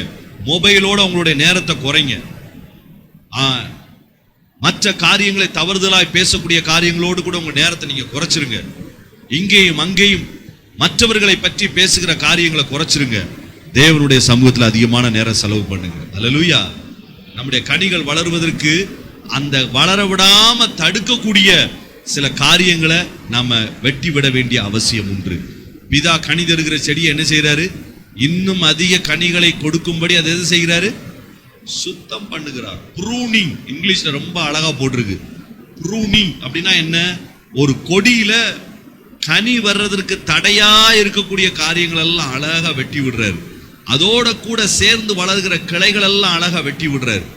இந்த வருஷத்துல நீங்க கிளைகளை சுத்தம் பண்ணுகிற வருஷமாய் மாறட்டும். மிகுந்த கனிகளை கர்த்தர் உங்க வாழ்க்கையில பூர்ணமா தரட்டும். அல்லேலூயா. அது இரட்டிப்பான ஆசீர்வாதத்தை உங்களை தேடி கொண்டு வரும். குழியில உங்களை போட்டிருக்கலாம், வேறு தேசத்துக்கே கொண்டு வந்திருக்கலாம், உங்க டெஸ்டினியே மாறி இருக்கலாம். யோசேப்பு அப்பா கூட தான் இருக்கணும்னு நினைச்சான், அப்பாவுடைய தொழிலை தான் செய்யணும்னு நினைச்சான், ஆடு மேய்க்கிற தொழிலை கற்றுக்கொண்டு இருந்தான், அதை எப்படி சிறப்பா செய்யறதுன்னு யோசித்தான். அவன் தொழிலே மாறிடுச்சு. ஏன்னா அவனுடைய சகோதரர்கள் செய்த துரோகத்தினால, சில பேர் செய்த துரோகத்தினால நீங்க உங்க தொழிலை இழந்திருக்கலாம், உங்களுடைய காரியங்களை இழந்திருக்கலாம், நம்பிக்கையே இழந்திருக்கலாம், வாழ்க்கையை இப்ப வேற இடத்துக்கு நீங்க மாறி இருக்கலாம். பிரதர், அவரால் தான் எல்லாம் போச்சு பிரதர், எல்லாம் குழியில போச்சு, அவரால் தான் இந்த எகிப்துக்கே வர வேண்டிய சூழ்நிலை. கர்த்தருக்கு நன்றி சொல்லுங்க, எகிப்துல தான் உங்களுக்கு இரட்டிப்பான ஆசீர்வாதம் இருக்குது. அல்லேலூயா. கர்த்தர் அங்க வச்சுதான் உங்களை உயர்த்த சித்தம் கொண்டிருக்கிறார். அதனால கனிகளையும் பிரித்தெடுக்கப்பட்ட வாழ்க்கையை மாத்திரம் பிடிச்சுக்கோங்க. கர்த்தர் ஆச்சரியமா இந்த காரியங்களை நடக்க பண்ணுவார். மூன்றாவது, எப்படி இரட்டத்தனையான ஆசீர்வாதம் நம்முடைய வாழ்க்கையை நமக்கு தேடி வருகிறது? எதை ஆண்டவர் எதை செய்வதற்கு, எப்படி செய்வதற்கு ஆண்டவர் இதை கொண்டு வருகிறார்? வாசிக்கலாம். புதிய ஏற்பாட்டில் ஒரு மனிதனுடைய பெயர், அவனுடைய பெயரே இரட்டை பிள்ளைகள். அவனுடைய பெயரினுடைய அர்த்தம் அந்த அர்த்தம். வாசிங்க, யோவான் எழுதின சுவிசேஷம் 21வது அதிகாரம். யோவான் எழுதின சுவிசேஷம் 21வது அதிகாரம், அதனுடைய 1வது 2வது வசனத்தை வாசிக்கலாம். இவைகளுக்கு பின்பு திபேரியா கடற்கரையிலே மறுபடியும் சீஷருக்கு தம்மை வெளிப்படுத்தினார். வெளிப்படுத்தின விவரமாவது, சீமோன் பேதுருவும் திதிமு எனப்பட்ட தோமா. போதும், தோமாவுக்கு இன்னொரு பேர் உண்டு. என்ன பேரு? திதிமு. இந்த பேர் நமக்கு ஞாபகம் இருக்க வாய்ப்பு இல்லை. தோமா இறந்த ஊர்ல தான் நம்ம இருக்கிறோம். அதனால சென்னை மக்கள் கட்டாயம் தோமாவை பத்தி நீங்க நல்லா படிக்கணும். ஏன்னா தோமா ரத்தம் சிந்தின இந்த இடம். தோமாவை குறித்து உலகம் முழுவதும் பேசும் பொழுது சென்னையை ஞாபகப்படுத்துறாங்க. இந்த தோமாவுக்கு இருந்த இன்னொரு பெயர் திதிமு, ட்வின் பிரதர், இரட்டிப்பின் சகோதரர் அப்படின்னு அவனுக்கு அந்த பெயர். அதனுடைய அர்த்தம், ஒரு தோமாவை போல கர்த்தர் இந்த நாட்கள்ல நம்ம நிச்சயமாய் மாற்ற விரும்புகிறார். என்ன பிரதர், தோமா சந்தேகப்பட்ட ஆளாச்ச, அவரை போல நம்மளை மாத்தணும்னு சொல்றீங்க? இல்லங்க, தோமா சந்தேகப்பட்டது உண்மைதான். ஆனா தன்னுடைய சந்தேகத்தை முழுவதும் யாரிடத்துல வெளிப்படுத்தினா? இயேசுவின் இடத்துல தைரியமா சொன்னான். அவனுக்கு உண்மையிலே ஆரம்பத்துல விசுவாசிக்கிறது ரொம்ப கடினமா இருந்துச்சு. என்ன பிரதர், மத்தவங்க எல்லாம் சபையில சாட்சி சொல்றாங்க, இயேசுவை பார்த்தோன்றாங்க, இயேசு செஞ்சாருன்றாங்க, இயேசு என் கூட வந்தாருன்றாங்க, நாங்க இருந்த வீட்டுக்குள்ளே வந்தாருன்றாங்க, கூட இருக்கிற அப்போஸ்தலர்கள் எல்லாம் சாட்சி சொல்றாங்க. ஆனா இவன் திருப்தி ஆகல, மற்றவர்களுடைய சாட்சியில இவன் திருப்தி ஆகல. அது இவனை கன்வின்ஸ் பண்ண முடியல. இவங்க சொல்ற அனுபவங்கள் எனக்கு நடக்கலையே, இவங்க சொல்ற அனுபவங்கள் எனக்கு நடக்குமானால் நான் நம்புவேன் சொல்லி அனுபவத்தை அவன் வாஞ்சித்தது உண்மை. அல்லேலூயா. அவனுக்குள்ள சந்தேகம் கொஞ்சம் இருந்தது உண்மை. ஏன்னா இயேசுவே அதை கண்டித்து சொல்லுகிறார், இல்லை என்று நான் சொல்லவில்லை. ஆனால் தோமாவினுடைய இந்த குணம் எனக்கு ரொம்ப பிடித்திருந்தது. மற்றவர்களுடைய அனுபவங்களை கேட்டு மற்றவர்களுடைய அனுபவங்கள்ல பரவசப்பட்டு வாழுகிற வாழ்க்கை அல்ல, அது என் அனுபவமாய் மாற வேண்டும். அல்லேலூயா. பக்கத்துல கையை பிடிச்சு சொல்லுங்க, மற்றவங்க அனுபவத்தை கேட்டிருக்கீங்க, இனி அது உங்க அனுபவமா மாறணும். அல்லேலூயா. மத்த அப்போஸ்தலர்கள் சொல்றாங்க, இயேசுவை பார்த்தோம், உயிரோடு கூட எழுந்த இயேசுவை பார்த்தோம், பூட்டின வீட்டிற்குள் வந்த இயேசுவை பார்த்தோம், சமாதானத்தை கொடுத்த இயேசுவை பார்த்தோம், ஊதி பரிசுத்த ஆவியை பெற்றுக்கொள்ளுங்கன்னு சொன்ன அந்த இயேசுவை நாங்க பார்த்தோம், எங்களிடத்துல பயப்படாதீங்கன்னு எங்களை திடப்படுத்துற இயேசுவை பார்த்தோம். இவன் சொல்றான், நான் இது எதையுமே நான் பார்க்கலையே, எனக்கு தெரிந்த இயேசு இந்த உலகத்துல வாழ்ந்த மனுஷ குமாரனா தான் நான் பார்த்தேன், மரிக்கிற வரைக்கும் தான் எனக்கு அவரை தெரியும், மரித்து உயிர்த்தெழுந்த இயேசுவை நான் இன்னும் பார்க்கலையே, நீங்க சொல்லுகிற அடையாளங்களை காண்பித்த இயேசுவை நான் பார்க்கலையே என்று சொல்லி இவன் வாஞ்சிக்கிறான். 8 நாளைக்கு பிறகு வந்தாலும் சீமோன் பேதுரு சொன்னதற்கு அப்புறமும் இவனுக்கு கன்வின்ஸ் ஆகல. யோவான் சொன்னதற்கு அப்புறம் இவனால பூர்ணமா ஏற்றுக்கொள்ள முடியல. கண்டிப்பா ஒரு பக்கம் இருந்திருக்கும், ஆனாலும் இல்லையே, நம்ம பார்க்கலையே, நம்ம பார்க்கணுமே என்கிற அந்த காரியத்துல தான் அவன் சொல்லுகிறான். இல்ல, அந்த இயேசு அன்றைக்கு அதை செய்ய முடியும்னா இன்றைக்கு ஏன் செய்ய முடியாது? அதை செய்வதற்கு அவன் ஆண்டவரை நோக்கி பார்க்கிறான். அல்லேலூயா. அதுதான் ஒரு பெரிய காரியம். உங்களுடைய உள்ளத்துல என்ன இருக்கணும்? ஆண்டவரே, இந்த அனுபவம் என்னுடைய அனுபவமாய் மாறணும். அல்லேலூயா. இந்த வருஷத்துல மிஷனரிகளுடைய அனுபவம் என்னுடைய அனுபவமா மாறணும். பரிசுத்தவான்களின் அனுபவம் என்னுடைய அனுபவமா மாறணும். எலியா எலிசாவை குறித்து நான் பேசிக் கொண்டிருந்தாலே போதாது, எலியா எலிசாவினுடைய அனுபவம் என்னுடைய அனுபவமாய் மாறணும். அப்போஸ்தலருடைய அனுபவம் என்னுடைய அனுபவமாய் மாறணும். அல்லேலூயா. இரட்டிப்பான ஆசீர்வாதங்களை பெறுகிறவன் அதைத்தான் முதலாவது செய்வான். என்ன செய்வான் தெரியுமா? இரட்டிப்பான ஆசீர்வாதங்களை பெற்றவன் முதல்ல எதிர்பார்க்கிறது என்ன? அந்த அனுபவம் எனக்கு நடக்கட்டும் ஆண்டவரே. வாசிங்க 2 ராஜாக்களினுடைய புஸ்தகம். அங்க எலிசா அவனுக்கு இரட்டிப்பான ஆசீர்வாதம் கிடைக்குது. பெரிய ஒரு ஆச்சரியமான காரியம், அது நமக்கு நல்லா தெரியும். எலியாவின் மேல இருந்த சால்வை அவன் மேல விழுது. அவன் கேட்கிறான், எனக்கு இரட்டிப்பான ஆசீர்வாதத்தை தவிர எனக்கு வேற எதுவும் வேண்டாம், எனக்கு டபுள் போர்ஷன் வேணும். இப்ப சால்வை கிடைச்சாச்சு. இந்த சால்வை கிடைத்த உடனே அவன் என்ன செய்யறான் பாருங்க. 12வது வசனத்திலிருந்து வாசிக்கலாம். 2 ராஜாக்கள் 2வது அதிகாரம் 12வது வசனம்.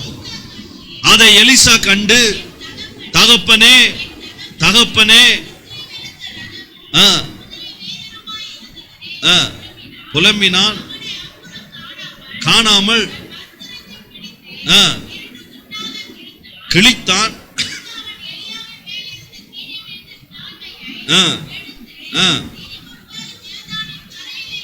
யோர்தானின் கரையிலே போய் நின்று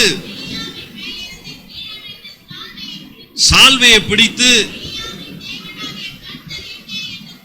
எலியாவின் தேவனாகிய கர்த்தர் எங்கே என்று சொல்லி தண்ணீரை அடித்தான். தண்ணீரை அடித்த உடனே அல்லேலூயா. நான் உங்ககிட்ட கேட்கிறேன், எலியா செஞ்ச கடைசி அற்புதம் எது? எலியா செஞ்ச கடைசி அற்புதம் எது? அத போய் எலியாட்ட கேளுங்க. எலியா செஞ்ச கடைசி அற்புதம் என்னங்க சொல்லுங்க பாப்போம். அதுல அழகா போட்டிருக்குது, எலியா அந்த இடத்த 8வது வசனம் பாருங்க. அதான் கடைசி அற்புதம், எலியா செஞ்ச அற்புதம். எலியா தன் சால்வையை எடுத்து தண்ணீரை அடித்தான்.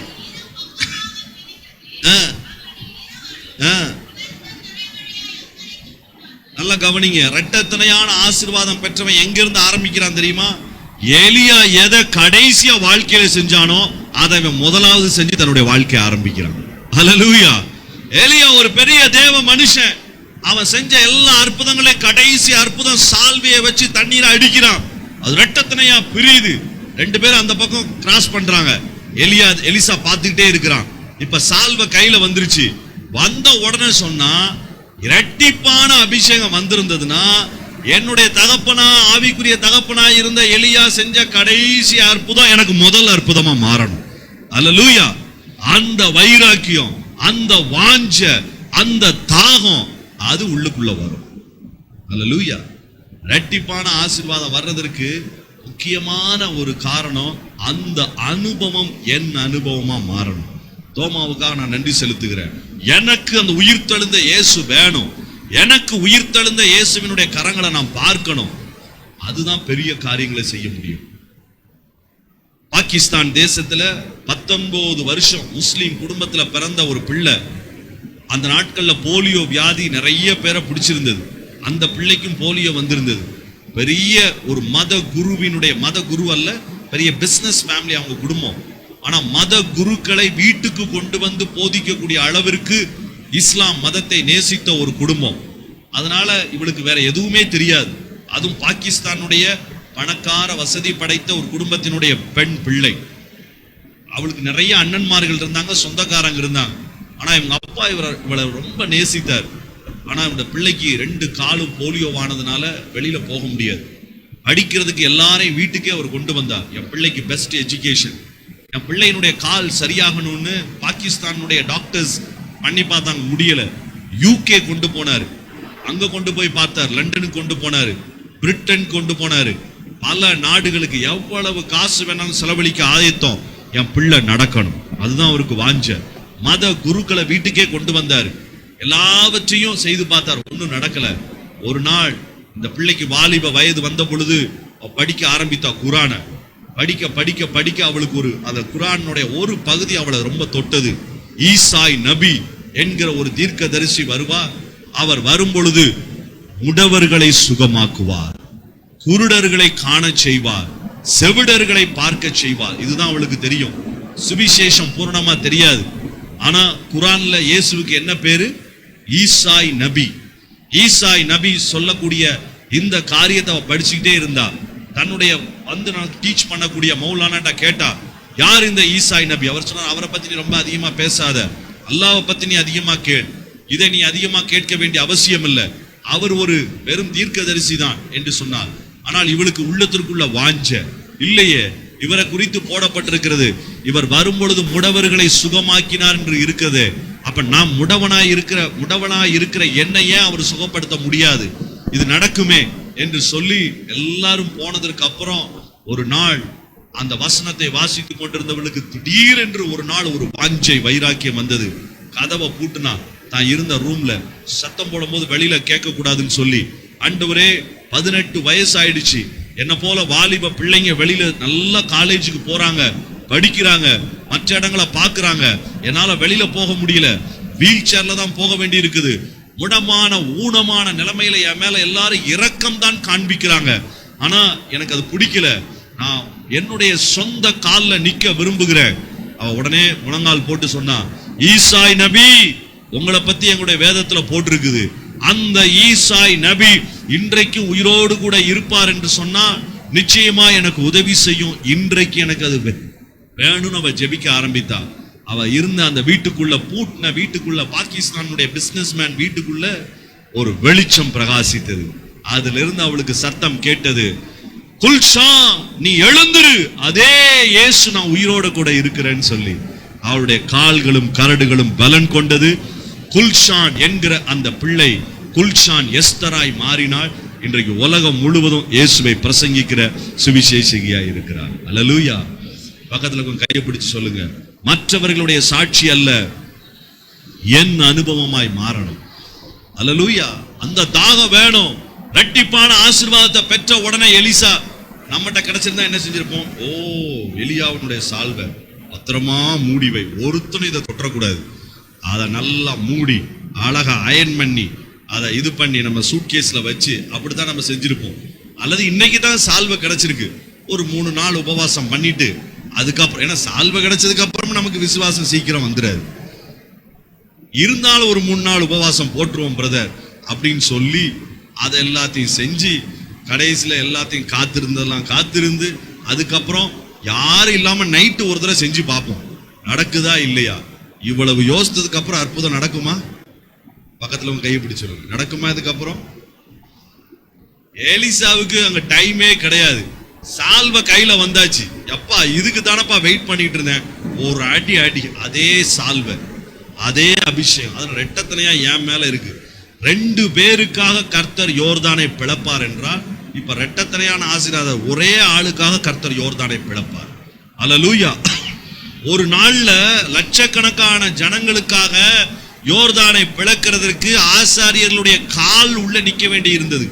ஆனா எலியாவினுடைய வாழ்க்கையிலிருந்து எலிசா பார்த்தது இதுதான், 2 பேருக்காக நதியை திறக்கிறார், அதே சால்வை என்கிட்ட இருக்குது, அதே அடி ஒரு ஆளுக்காகவும் கர்த்தர் திறப்பார். அல்லேலூயா. அதுதான் தோமாவின் இடத்துல நாம் பார்த்த காரியம். தோமாவன் கேட்கிறான், என் ஆண்டவரே என் தேவனே. அதை பார்த்த உடனே யோவான் 21வது அதிகாரத்துல அவனுக்கு ஒரு பெரிய வாஞ்ச. அதுக்கப்புறம் 20வது அதிகாரம் 21:2 நம்ம அதை வாசிக்கிறோம். தோமாவை குறித்து நடந்த சரித்திரம் என்ன சொல்லுது? 12 சீஷர்களில ஒருவன் தன்னுடைய வாழ்க்கையை முடித்து கொண்டான். 11 சீஷர்கள்ல 10 பேர் ஆசியா மைனர் பகுதியில தான் ஊழியம் செஞ்சாங்க. ஒரே ஒரு ஆளு தான் அதிகபட்ச தூரம் டிராவல் பண்ணி கிழக்கு தேசமா இருந்த இந்திய தேச பகுதிக்கு வந்த ஒரே அப்போஸ்தலர் யாரு? தோமா மட்டும்தான். மற்றவர்கள் பண்ண முடியாத கடல் யாத்திரை, மற்றவர்கள் யோசித்து பார்த்திட முடியாத பாஷை தெரியாத ஒரு புது இடம், மற்றவர்கள் யோசித்து பார்த்திராத ஒரு புது மதம் இருந்த ஒரு கல்ச்சர் இருந்த ஒரு இடத்துல வந்து காரியத்தை செய்வதற்கான வேகம் அவருக்கு அதிகமானது. அவர் யோசித்தார், இயேசு இந்த உலகத்துல வந்து இந்த பாலஸ்தீனத்துல செய்ய முடியும்னா என்னால கிழக்கு தேசங்களுக்கு பிரயாணம் பண்ணி கட்டாயம் செய்ய முடியும். அன்னைக்கு GPS மேப் கிடையாது, போன் நம்பர் கிடையாது. தோமா போன் பண்ணிட்டு வந்தாரு கேரளாவுக்கு, நான் இத்தனை மணிக்கு வர்றேன், வந்து என்னை ரிசீவ் பண்ணிக்கோங்க. எங்க போறேனே தெரியாது, கடல்ல போய் சேருவோமா என்று தெரியாது, திரும்ப வருவோமா என்று தெரியாது, ஒரு கேரண்டியும் கிடையாது. இங்க வந்தா இங்க யார் ஏற்றுக்கொள்ள போகிறார்கள், பாஷையும் தெரியாது, யார் இயேசு என்றால் யாரே தெரியாது. யூத ஜனங்களே இயேசுவை ஏற்றுக்கொள்வதற்கு யோசித்திருந்த நேரம், ஆனா யோசிக்கவே இல்லை. தோமாவை அப்போஸ்தலர் நடபடிகளை நீங்க எங்கேயாவது பாத்தீங்களா? எருசலேமினுடைய முதல் பெந்தேகோஸ்தே ஆராதனைக்கு பிறகு தோமாவை நீங்க எங்கேயாவது குறித்து கேள்விப்பட்டீர்களா? இல்ல. அங்க உட்கார்ந்துட்டு இருக்க முடியல.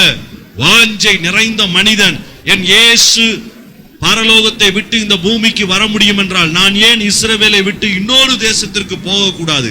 அதே அனுபவம் எனக்கு வேணும்னு அடிச்சாரு. இங்க வந்தாரு, பெரிய காரியங்களை செய்ய கர்த்தர் உதவி செய்தார். அல்லேலூயா. அவரிடத்துல சொல்லப்பட்ட ஒரு அற்புதம் என்ன தெரியுமா? அந்த சாமியார் கேரளாவில் நிற்கும் பொழுது அவர் சொன்னாரு, நான் தண்ணியை தூக்கி போடுவேன், தண்ணி கீழே விழக்கூடாது. அப்படி உன்னால செய்ய முடியுமா? நம்மகிட்ட கேட்டது நம்ம என்ன செஞ்சிருப்போம்? 4 நாள் கழிச்சு நான் மறுபடியும் வர்றேன் பிரதர், கொஞ்சம் சார்ஜ் பண்ணிட்டு வர்றேன். தண்ணியை மேல போட்டா தண்ணி கீழே தானே வரும், இது எப்படி வராம நிற்கும்? யோசிக்கவே இல்லை. நீ தூக்கி போடு, தண்ணி கீழே வராது. தண்ணி நின்றது. அந்த பண்டிதர் இயேசுவை ஏற்றுக்கொண்டார். அல்லேலூயா. எப்படி அந்த வைராக்கியம், எப்படி இயேசுவை போல செயல் முடியும்ன்ற அந்த வாஞ்ச கூட ஒருத்தருமே கிடையாது, சபை கிடையாது. ஆனால் எப்படி இது வரும்? இரட்டிப்பான ஆசீர்வாதத்தை பெற்றவர்களுடைய இருதயம் வாஞ்சையினால் நிறைந்திருக்கும், வைராக்கியத்தினால நிறைந்திருக்கும். அல்லேலூயா. இது வரைக்கும் நம்ம சோம்பலா விட்டுட்டோம், இனிமே நம்ம விடக்கூடாது. இந்த ஆசீர்வாதங்களை பரிபூர்ணப்படுத்தி கொண்டு போறதற்கு, இரட்டிப்பான காரியங்களை பெற்றுக்கொள்வதற்கு கர்த்தருக்கு தேவை வாஞ்சை, வைராக்கியம். யார் மேல தண்ணீரை ஊத்துவேன்னு சொல்றாரு? தாகம் உள்ளவன் மேல். யாரு தினதோ வாரந்தோறும் சபைக்கு வர்றாங்களோ அவங்கள, சபைக்கு வருவது கட்டாயம், அவசியம், தேவைதான். ஆனா அப்படி சொன்னாரா? யார் மேல தண்ணீரை ஊத்துவேன்னு சொன்னாரு? 20 வருஷம் விசுவாசியா இருந்தா, அல்லது 5 வருஷம் இதை செஞ்சிருந்தா, அல்லது இந்த காரியம் இல்ல. ஒரே ஒரு கண்டிஷன் தான். தண்ணி யாருக்கு தேவை? ரொம்ப ஈஸிங்க. தாகம் உள்ளவனுக்கு தான் தண்ணி தேவை. சாதாரண ஒரு காரியம். யார் தண்ணி குடிப்பா? பிரதர் தாகம், அவன் தான் தண்ணி குடிப்பாங்க. தாகம் இல்லாத ஆளுக்கு, பிரதர் இது பயங்கரமான தண்ணி, இமயமலையில இருந்து ஆரம்பிக்கும் பொழுதே பிடிச்சு கொண்டு வரேன். அப்பா தாகமே இல்லையாப்பா, எங்கப்பா குடிக்கிறது? தண்ணி குடிக்க மாட்டாரு. ஆனா தாகம் இருக்கிற ஆளுக்கு அதுல எவ்வளவு கலப்படம் நிறைஞ்ச தண்ணீரா இருந்தாலும் நீங்க கொடுத்தீங்கன்னா வேக வேகமா குடிச்சிருவாங்க. தாகம் உள்ளவன் மேல் தண்ணீரை ஊற்றுகிறவர்.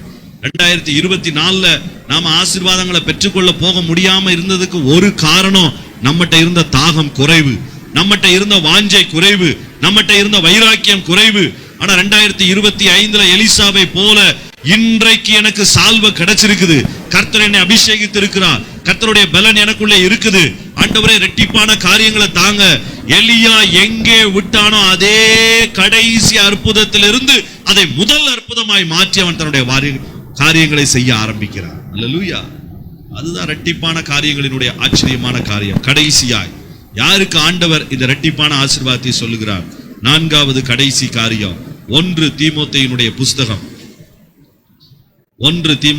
புஸ்தகம் 5வது அதிகாரம் 17வது வசனத்தை வாசிக்கலாம். 1 தீமோத்தேயு 5:17. நன்றாய் விசாரணை செய்கிற மூப்பர்களை, விசேஷமாக திருவசனத்திலும் உபதேசத்திலும் பிரயாசப்படுகிறவர்களை பவுல் அழகாய் எழுதுகிறார். இது மூப்பர்களுக்கு எழுதப்பட்ட வார்த்தையாய் இருந்தாலும் நான் நம்புகிறேன் எல்லாருக்கும் இந்த வார்த்தை பொருந்தும். என்ன சொல்லுகிறார்? நன்றாய் விசாரணை செய்கிறவர்கள், திரு வசனத்தையும் உபதேசத்தையும் பிரயாசப்பட்டு ஜனங்களிடத்திலே போய் சேர்க்கிறவர்கள். திருவசனத்தை கொண்டு போய் சேர்ப்பது, சுவிசேஷ வசனத்தை கொண்டு போய் சேர்ப்பது, சத்திய வசனத்தை கொண்டு போய் சேர்ப்பது, இதிலே நன்றாய் பிரயாசப்படுகிறவர்களுக்கு எத்தனையான கணம்? இரட்டிப்பான கணத்திற்கு அவர்கள் பாத்திரராய் எண்ணப்பட வேண்டும். அல்லேலூயா. எவ்வளவு ஆச்சரியம் பாருங்க. ஒரு டிராக்ஸ் கொடுக்கிற ஊழியமா இருந்தாலும் எப்படி கவனமா கொடுக்கணும்.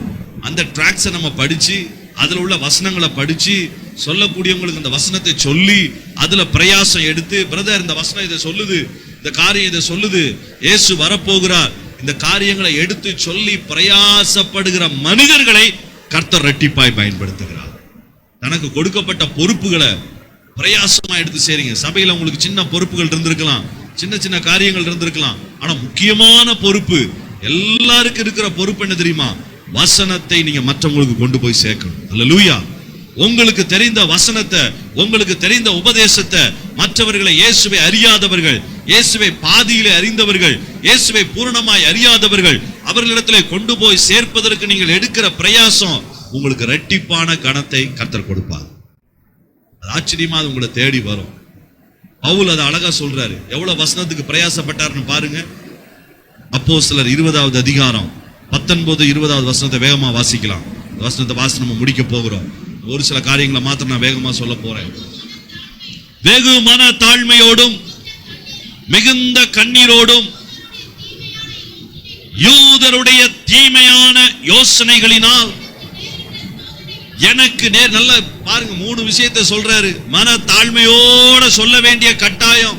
சாதாரண மனத்தாழ்மை இல்ல, வெகு மனத்தாழ்மை. அப்படின்னா என்ன சூழ்நிலை? அவரை பேசுறதுக்கே அங்க உடல, அவரை மதிக்கவே இல்லை, அவரை ஏற்றுக்கொள்ளவே இல்லை. இந்த மனிதன் தாழ்ந்து போக வேண்டிய ஒரு சூழ்நிலை. மிகுந்த தாழ்மையில போய் தான் சொல்ல வேண்டிய சூழ்நிலை. அது மட்டுமல்ல, எப்படி சொல்ல வேண்டிய சூழ்நிலை? கண்ணீரோட. இன்னொரு வீட்டுக்கு போய் சொல்றாரு. நமக்கு இன்னைக்கு காப்பியோட நம்ம சுவிசேஷம் சொல்றோம். ஆனா பவுல் எப்படி சொன்னாரு? கண்ணீரோட சொல்ல வேண்டிய சூழ்நிலை.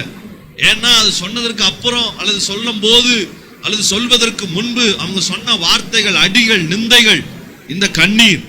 இன்னொன்னு, அதற்கு பிறகு உண்டான தீமையான யோசனைகள். யூதர்களே போய் மாட்டி விட்டாங்க போலீஸ்ல. யூதர்களே போய் சொன்னாங்க, அந்த பாருங்க மத மாத்தம் வந்துட்டான், இவனை பிடிச்சிருங்க. நமக்கு விரோதமா எழும்பின மற்ற காரியங்கள். இவைகளின் மத்தியில 20வது வசனத்தை கவனமா பாருங்க.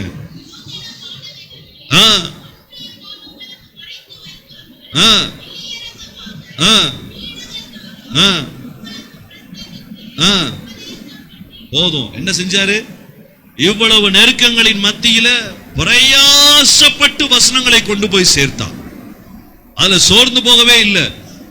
கண்ணீர் வந்துச்சு, தீமையான யோசனை வந்துச்சு, போலீஸ் கேஸ் வந்தது, நிந்தனையான காரியங்கள், ரொம்ப தாழ்மைப்பட வேண்டிய கட்டாயம் வந்துச்சு. ஆனா எல்லாத்தின் மத்தியிலையும் ஒன்ன கூட விடாம அவருக்கு தெரிந்த எல்லாவற்றையும் வீடுகள் தோறும் அதை கொண்டு போய் சேர்க்கிறதுக்கு அவர் உதவி செஞ்சார். அல்லேலூயா. இதை யாருக்கு எழுதுறாரு? மூப்பர்களுக்கும் விசுவாசிகளுக்கும், முழு நேர ஊழியர்களுக்கு அல்ல. அங்க இருந்த சீனியர் விசுவாசிகளுக்கு, மூப்பர்களுக்கு தான் அந்த வசனத்தை சொல்றார். நான் பாருங்க, நான் எப்படி வாழ்ந்தேன், எப்படி கொண்டு போய் சேர்த்தேன். இயேசு கிறிஸ்து ஒரே ஒரு சமாரியா பெண்ணுக்காக எத்தனாம் மணி வேலையில, மத்தியான வெயில் நேரத்துல எங்க போய் உட்கார்ந்து இருந்தாரு? கிணத்து பக்கத்துல போய் உட்கார்ந்து இருக்கிறாரு. சீஷர்களுக்கு பசி தாங்க முடியல.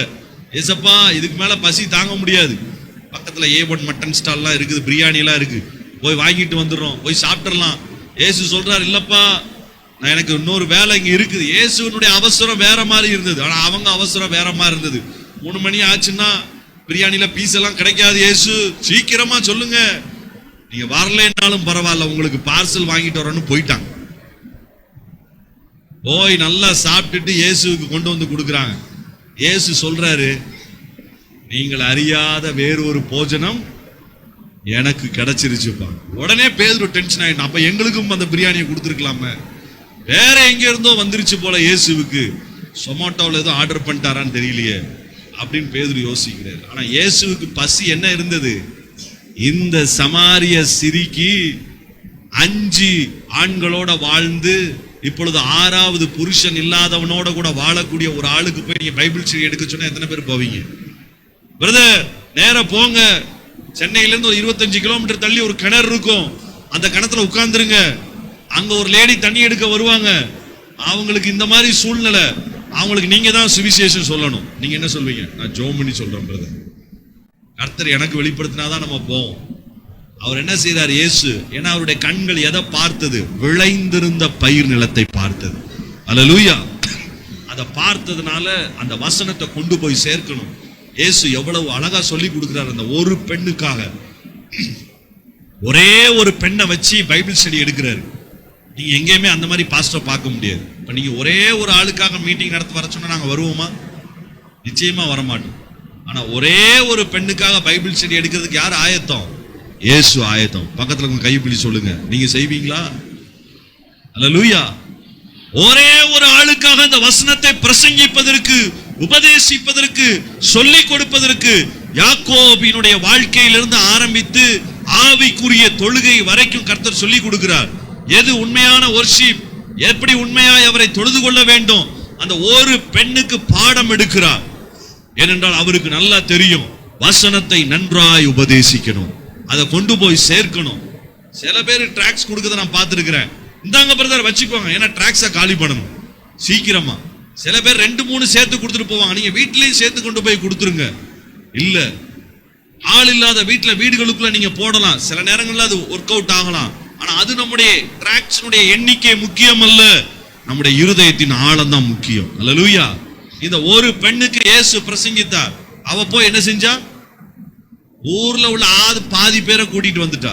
இந்த பாதி பேர் மறுபடியும் இயேசுவை கூட்டிட்டு போறாங்க. மறுபடியும் இயேசு அங்கேயே 2 நாள் தங்கி இருந்து மறுபடியும் பிரசங்கம் பண்றாரு. ஊரே வந்துருச்சு. அல்லேலூயா. பக்கத்துல கையை பிடிச்சு சொல்லுங்க, ஒரு ஆளை சந்திக்க போனா ஊரே வந்துருச்சு பிரதர். நீங்க சொல்லுங்க, இன்னைக்கும் ஊரே வருது, ஆனா அடிக்க வருது பிரதர். அடிக்க வந்தாலும் பரவாயில்ல. சமாரிய ஸ்திரியை பார்த்து, அப்படிப்பட்ட ஜனங்களை பார்த்து புரிந்து கொள்வதற்கு அவங்களுக்கு ஒண்ணுமே முடியாத ஒரு சூழ்நிலை இருக்கலாம். ஆனா அவர்களை சந்தித்து இயேசுவை பற்றி சொல்றதுக்கு, ஒரு புத்திஸ்ட் ஃபேமிலில இருந்து வந்த ஒருத்தருக்கு சுவிசேஷம் சொல்றதுக்கு நாங்க உட்கார்ந்தோம். எத்தனை மணி நேரம் பேசணும் தெரியுமா? 3 மணி நேரம் பேசணும். 3 மணி நேரம் பேசினதுக்கு அப்புறம் இன்னும் ஒரு தடவை சொல்வீங்களான்னு கேட்டார். அப்ப இன்னும் எத்தனை மணி நேரம் சொல்லணும்? இன்னும் ஒரு 3 மணி நேரம் அவருக்கு சொல்லணும். அப்ப மறுபடியும் அவர்கிட்ட 2வது முறை, ஏங்க அந்த 3 மணி நேரத்துல உள்ளது நான் சொல்ல விரும்பல, நீங்க கேட்ட கேள்வி அதெல்லாத்தையும் கன்சால்டேட் பண்ணி என் கூட இருந்த அந்த தமாங் மொழி பேசக்கூடிய அந்த மிஷனரிட்ட சொன்னேன், தம்பி இதை நீ சொல்லு, இன்னைக்கு எப்படினாலும் இவரை நம்ம விடக்கூடாதுன்னு சொல்லி மத்தியானம் ஆரம்பிச்சது சாயந்தரம் 7 மணி வரைக்கும் ஜெயில இருந்து. அப்பதான் ரிலீஸ் ஆகி அந்த மனிதர் வந்திருந்தார். அவருக்கு ஒரே சந்தேகம், ஏன்னா கம்யூனிச கொள்கையில மூழ்கி இருந்தார், புத்த மத கொள்கையில குழம்பி போயிருந்தார். 7 வருஷத்திற்கு மேல ஜெயில இருந்துட்டு அப்பதான் வந்திருக்கிறார். அந்த சுவிசேஷத்தை சொன்ன பொழுது அவர் கேட்டாரு, இந்த காரியங்கள் எல்லாம் நடக்குமா? கடைசி நேரத்துல அவர் வீட்டுக்கு போய் அவர் வீட்டுல இருந்து மறுபடியும் உட்கார்ந்து ஜெபிச்சுட்டு அன்னைக்கு இரவு சாப்பிட்டு வந்தோம். 2 மாசம் கழிச்சு நான் அதே ஃபீல்டுக்கு போனேன். அந்த இடத்துல ஞானஸ்தானம் எடுத்த விசுவாசி அவர் உட்கார்ந்து இருந்தார். அல்லேலூயா. விசுவாசத்தை, அந்த வசனங்களை கவனமாய் மணி கணக்குல நீங்க செலவு பண்ண வேண்டியிருக்கும். ஆனா அந்த வேத வசனங்களை கொண்டு போய் சேர்ப்பதற்கு நம்ம ஆயத்தம் உள்ளவர்களா இருக்கணும். நம்ம குடும்ப ஜெபத்துல நம்ம பிள்ளைகளுக்கு வேத வசனங்களை நம்ம கற்றுக் கொடுக்கணும். சின்ன வயசுல நீங்க கரிசனையா நீங்க கற்றுக் கொடுக்கலைன்னா பெரிய வயசானதுக்கு அப்புறம் கேட்க மாட்டாங்க. இப்பெல்லாம் 10 வயசுக்கு மேல நீங்க பிள்ளைங்களை கண்ட்ரோல் பண்றது கடினமான சூழ்நிலையாய் மாறிவிட்டது. சின்ன பிள்ளைங்களை குடும்ப எத்தனை பேர் நீங்க ஃபேமிலி பிரேயர் வச்சிருக்கீங்கன்னு எனக்கு தெரியல. உங்களுடைய குடும்ப ஜெபத்துல தினந்தோறும் ஒரு அதிகாரம் நீங்க அதை படிக்க சொல்லுங்க. அந்த அதிகாரத்தை குடும்பமா நீங்க சேர்ந்து உட்கார்ந்து என்ன சொல்லுது அதை புரிந்து கொள்வதற்கு 2-3 வசனங்களை எடுத்து நீங்களே அதனுடைய அர்த்தம் என்ன, அதனுடைய அடிப்படையில் உங்க பிள்ளைகளுக்கு சொல்லி கொடுங்க. சில நேரங்கள்ல உங்களுடைய பிள்ளைகளை சொல்லுங்க, உங்களுடைய பிள்ளைகளை வாசிக்க சொல்லுங்க. குடும்ப ஜெபங்கள்ல சின்ன குழந்தைகளுடைய இருதயங்கள்ல இதை கொண்டு போய் சேர்ப்பதற்கு நீங்கள் எடுக்கிற பிரயாசம் வருகிற நாட்களிலே இரட்டத்தனையான பலனை குடும்பத்திலையும் கொடுக்கும். அல்லேலூயா. சுவிசேஷத்துல பிரயாசம். ஒரு டிராக்ஸ் எடுத்தீங்கன்னா நல்லா வாசிங்க. அந்த டிராக்ஸ்ல வர்ற என்னென்ன காரியம் முதல்ல அதை வாசிங்க. அதை வாசிச்ச பிறகு அந்த வசனத்தை எப்படி நான் சொல்றது, பிரதர் இப்படி ஒரு வசனம் இருக்குது இந்த பைபிள்ல, இந்த வசனத்தினுடைய அர்த்தம் இது, இதெல்லாம் சொல்லிட்டு இதுலயும் அதே காரியம் தான் எழுதி இருக்குது, இதை நீங்க படிங்கன்னு சொல்லி கொண்டு போய் கொடுத்து பாருங்க. தனி நபர் ஊழியம் ஆச்சரியமான காரியங்களை செய்யும். அல்லேலூயா. ஏபிசி அப்படின்னு ஒரு மிஷன் எங்க ஊழியம் செய்யறாங்க தெரியுமா? சென்னையில. எங்க செய்யறாங்க? சென்னையில. யார் மத்தியில செய்யறாங்க தெரியுமா? படித்தவர்களின் மத்தியில. அண்ணா நகர் ஏரியால, மத்த ஏரியாக்கள்ல. சமீபத்துல ஹைதராபாத்ல அவங்கள மீட் பண்ணேன். போன மாசம் அவங்க எப்படி அவங்ககிட்ட அந்த காரியங்களை கேட்டேன். போன மாசம் பிரதர் நாங்க திருவேற்காடு பகுதியில வந்து ஊழியம் செஞ்சோம்னு சொன்னாங்க. நான் உடனே நம்முடைய சபையை குறித்து தான் சொன்னேன், அடுத்த முறை போகும்போது கட்டாயம் இவங்களை நீங்க சந்திங்க. மிஷனரி தாகமுள்ள ஒரு சபை, நல்ல போதகர், நிச்சயமா அவங்க பயங்கர பிரயாசத்தோட உங்களை ஏற்றுக்கொண்டு உங்களுக்கும் காரியங்களை செய்வாங்க. என்ன காரியம்? ஏபிசி இந்த சபையில் அந்த அண்ணா அழகா சொன்னாங்க, வயசு எல்லாருக்குமே 60 வயசுக்கு மேல, எல்லாரும் ரிட்டையர்ட் ஆனவங்க, வயதானவர்கள். ஆனா என்ன செய்யறாங்க? டிராக்ஸை எடுத்துட்டு போய் கையில கொடுக்கறதில்ல. ஒரு டிராக்ஸுக்கு 1/2 மணி நேரம் செலவு பண்ணணும். எவ்வளவு நேரம்? 1/2 மணி நேரம். 40 பேரை சேர்த்துக்கிறாங்க. அந்த நாள்ல அவங்க டார்கெட் 40ல இருந்து 50 பேர், 40 வீடுகள். வீட்டு கதவை தட்டுறாங்க, அவங்ககிட்ட முதல்ல பேசுறாங்க. எவ்வளவு கொஞ்சம் பேசி காரியங்களை சொல்லி எத்தனை பேர் வீடுகள்ல அளவு பண்றாங்களோ அவங்க சொல்றாங்க, நாங்க 100 வீடுகளுக்கு போனா 81 வீடுகள்ல எங்களை ஏற்றுக்கொள்ளுகிறாங்க. அல்லேலூயா. பக்கத்துல கையப்படி சொல்லுங்க, வீடுகள் உங்களுக்கா காத்திருக்கு. நாம ஏதோ தெருவில் நின்று பிரசங்கம் பண்றது மட்டுமல்ல, வீடுகளுக்கு போய் உட்கார்ந்து சமாரியா ஸ்திரீக்கு இயேசு எடுத்த பிரயாசங்களை நாமும் எடுத்தா ஒரு ஆளுக்கான பிரயாசம் ஒரு ஊரை கட்டாயம் அதிலே கொண்டு வரும். அல்லேலூயா. அந்த வசனத்தினுடைய ஆழத்தை நீங்க பாத்தீங்கன்னா, எவ்வளவு அதிகமான பிரயாசம் வேத வசனங்களுக்காக நீங்க எடுத்து அதை கொண்டு போய் சேர்க்கிறீர்களோ, இரட்டத்தனையான காரியங்களுக்கு கர்த்தர் நம்மை பாத்திரவான்களாய் மாற்றுகிறார். அல்லேலூயா. கடைசி ஒரு காரியம், பிரதர் அந்த அளவுக்கு வசனம் எனக்கு தெரியாத, அந்த அளவுக்கு காரியங்கள் எனக்கு தெரியாத, எப்படி நான் இதை சொல்றது, எப்படி நான் இதை செய்யறது, எனக்கே புரியலையே. யோவான் எழுதின சுவிசேஷம் 1வது அதிகாரம் 17வது வசனம். இங்க இரட்டத்தனையான ஒரு ஆசீர்வாதத்தை எந்த கண்டிஷனும் இல்லாம, இதுவரைக்கும் நான் சொன்னதுக்கெல்லாம் கண்டிஷன் சொல்லிக்கிட்டே வந்தேன். ஆனா இந்த ஒரு ஆசீர்வாதத்திற்கு கண்டிஷனே இல்ல பிரதர். இந்த ஆசீர்வாதம் எல்லாத்துக்கும் கர்த்தர் தருகிறார். யோவான் எழுதின சுவிசேஷம் 1வது அதிகாரம் 17வது வசனத்தை வாசிக்கலாம்.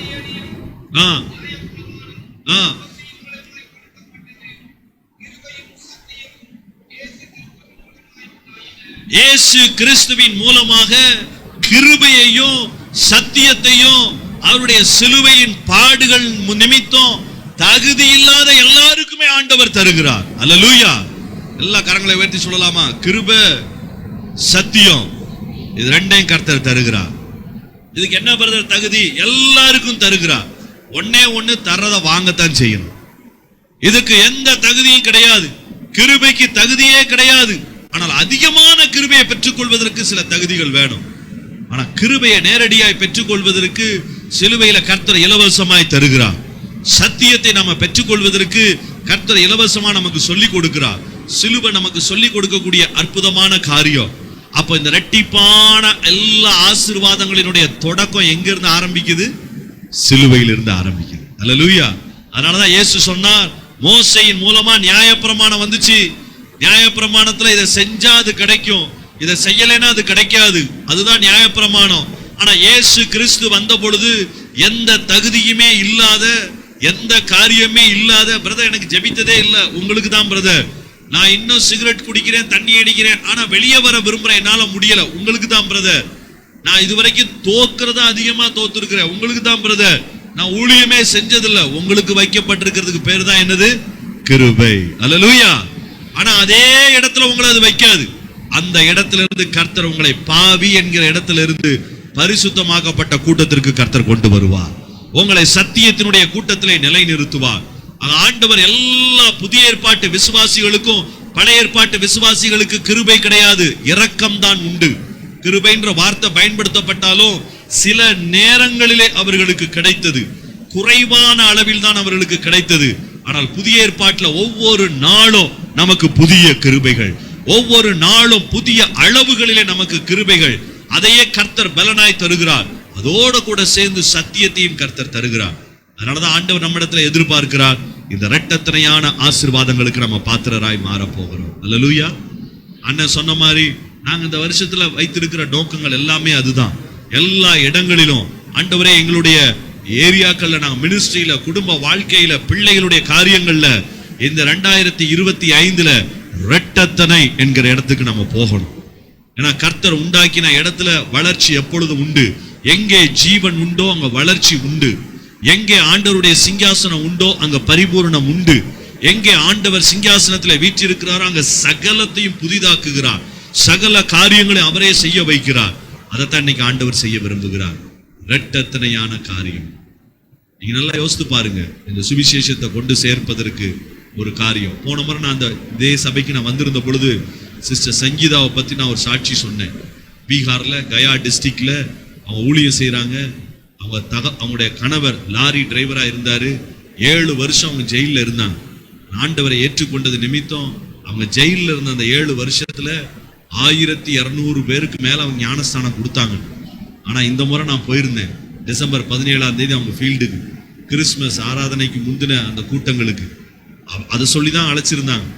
அந்த கூட்டத்துக்கு போயிருந்தா நல்ல குளிர் நேரம், சாயந்தர நேரம் 2 மணிக்கு அங்கே குளிர் அடிக்க ஆரம்பிச்சிருந்தது.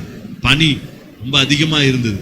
ஆனா அந்த நேரத்துல மீட்டிங் முடிஞ்ச உடனே சொன்னாங்க, பிரதர் இன்னைக்கும் 9 பேர் ஞானஸ்தானத்துக்கு ரெடியா இருக்கிறாங்க, இன்னைக்கே கொடுத்துடலாம். சிஸ்டர், இன்னைக்கு குளிரான நேரமா இருக்குது, எல்லாம் பரவாயில்ல, எல்லாரும் ஆயத்தமா வந்திருக்கிறாங்க.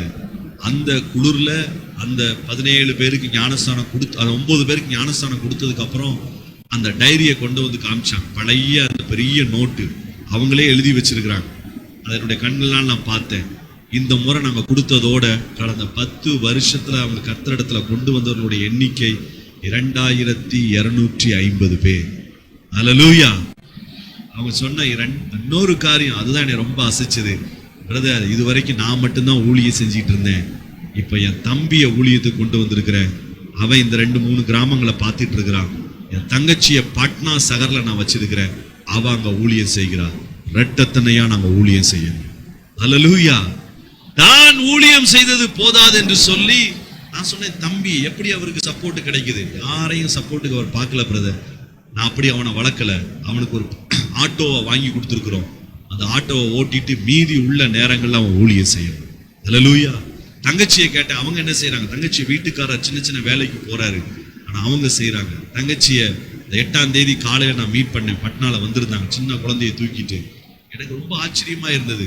ஒரு 25-28 வயசு தான் இருக்கும். என்னம்மா நீங்க உங்களிடத்துல எத்தனை பேர் வர்றாங்க? இப்போ கிட்டத்தட்ட 40 பேரை கர்த்தருக்குள்ள நான் நடத்திருக்கிறேன். எங்க அக்கா போல நானும் ஊழியம் செய்யணும். தம்பியை பார்த்து கேட்டேன், எனக்கு வாரத்துல 3 நாள் கிடைக்கிறதே ரொம்ப கஷ்டம்.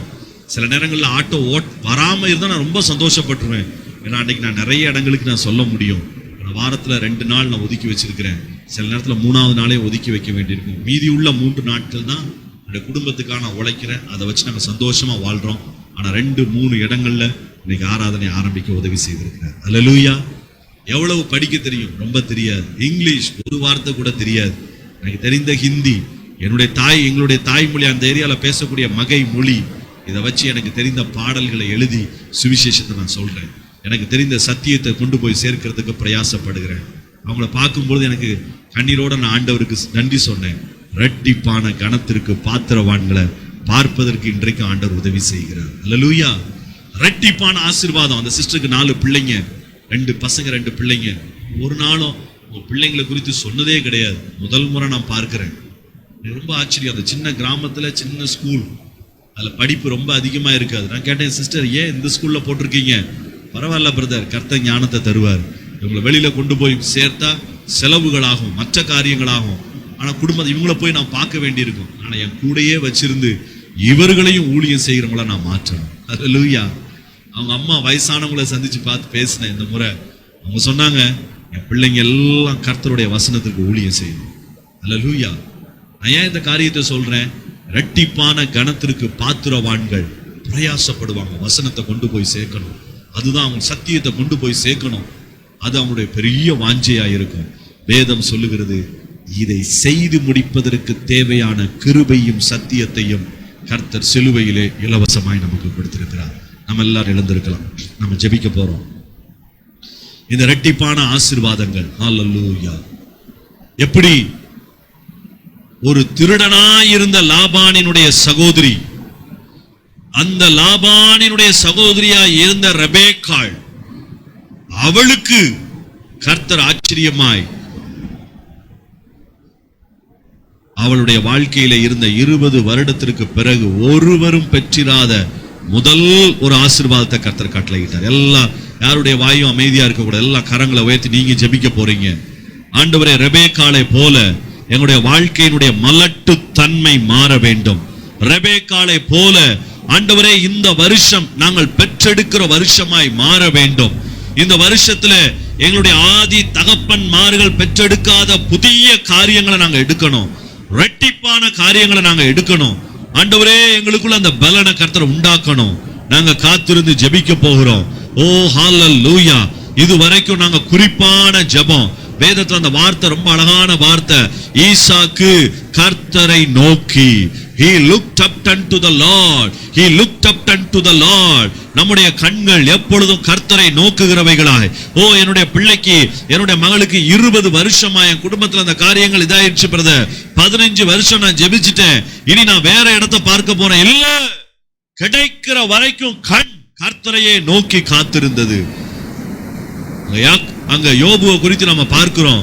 எல்லா காரியங்களும் சிதைந்து போயிருக்குது. தன்னுடைய காரியங்களே மிக மோசமான நிலைமையில இருக்குது. ஆனா அவனுடைய கண்கள் நண்பர்களுக்காய் ஜெபிக்கிறான். சிறையிருப்பு மாறணும். தன்னை உபத்திரவப்படுத்தினவர்கள், தன்னை வேதனைப்படுத்தினவர்கள், தன்னுடைய கிளேசத்திலே துக்கத்தை அதிகப்படுத்தினவர்கள். ஆனால் யோபுவினுடைய கண்கள் கர்த்தரை நோக்கி பார்த்து ஜெபித்தது. வேதம் சொல்லுகிறது இரட்டத்தனை. வேதத்திலே அதற்கு பின்பு நடந்ததில்லை. இன்றைய வரைக்கும் உலக சரித்திரத்திலே நான் கேள்விப்பட்டதில்லை. 10 குழந்தைகள் ஒரே நாளிலே செத்து 10 குழந்தைகள் மறுபடியும் பிறந்த ஒரே குடும்பம். கர்த்தர் உங்களை அந்த இடத்துக்கு கொண்டு வர விரும்புகிறார்.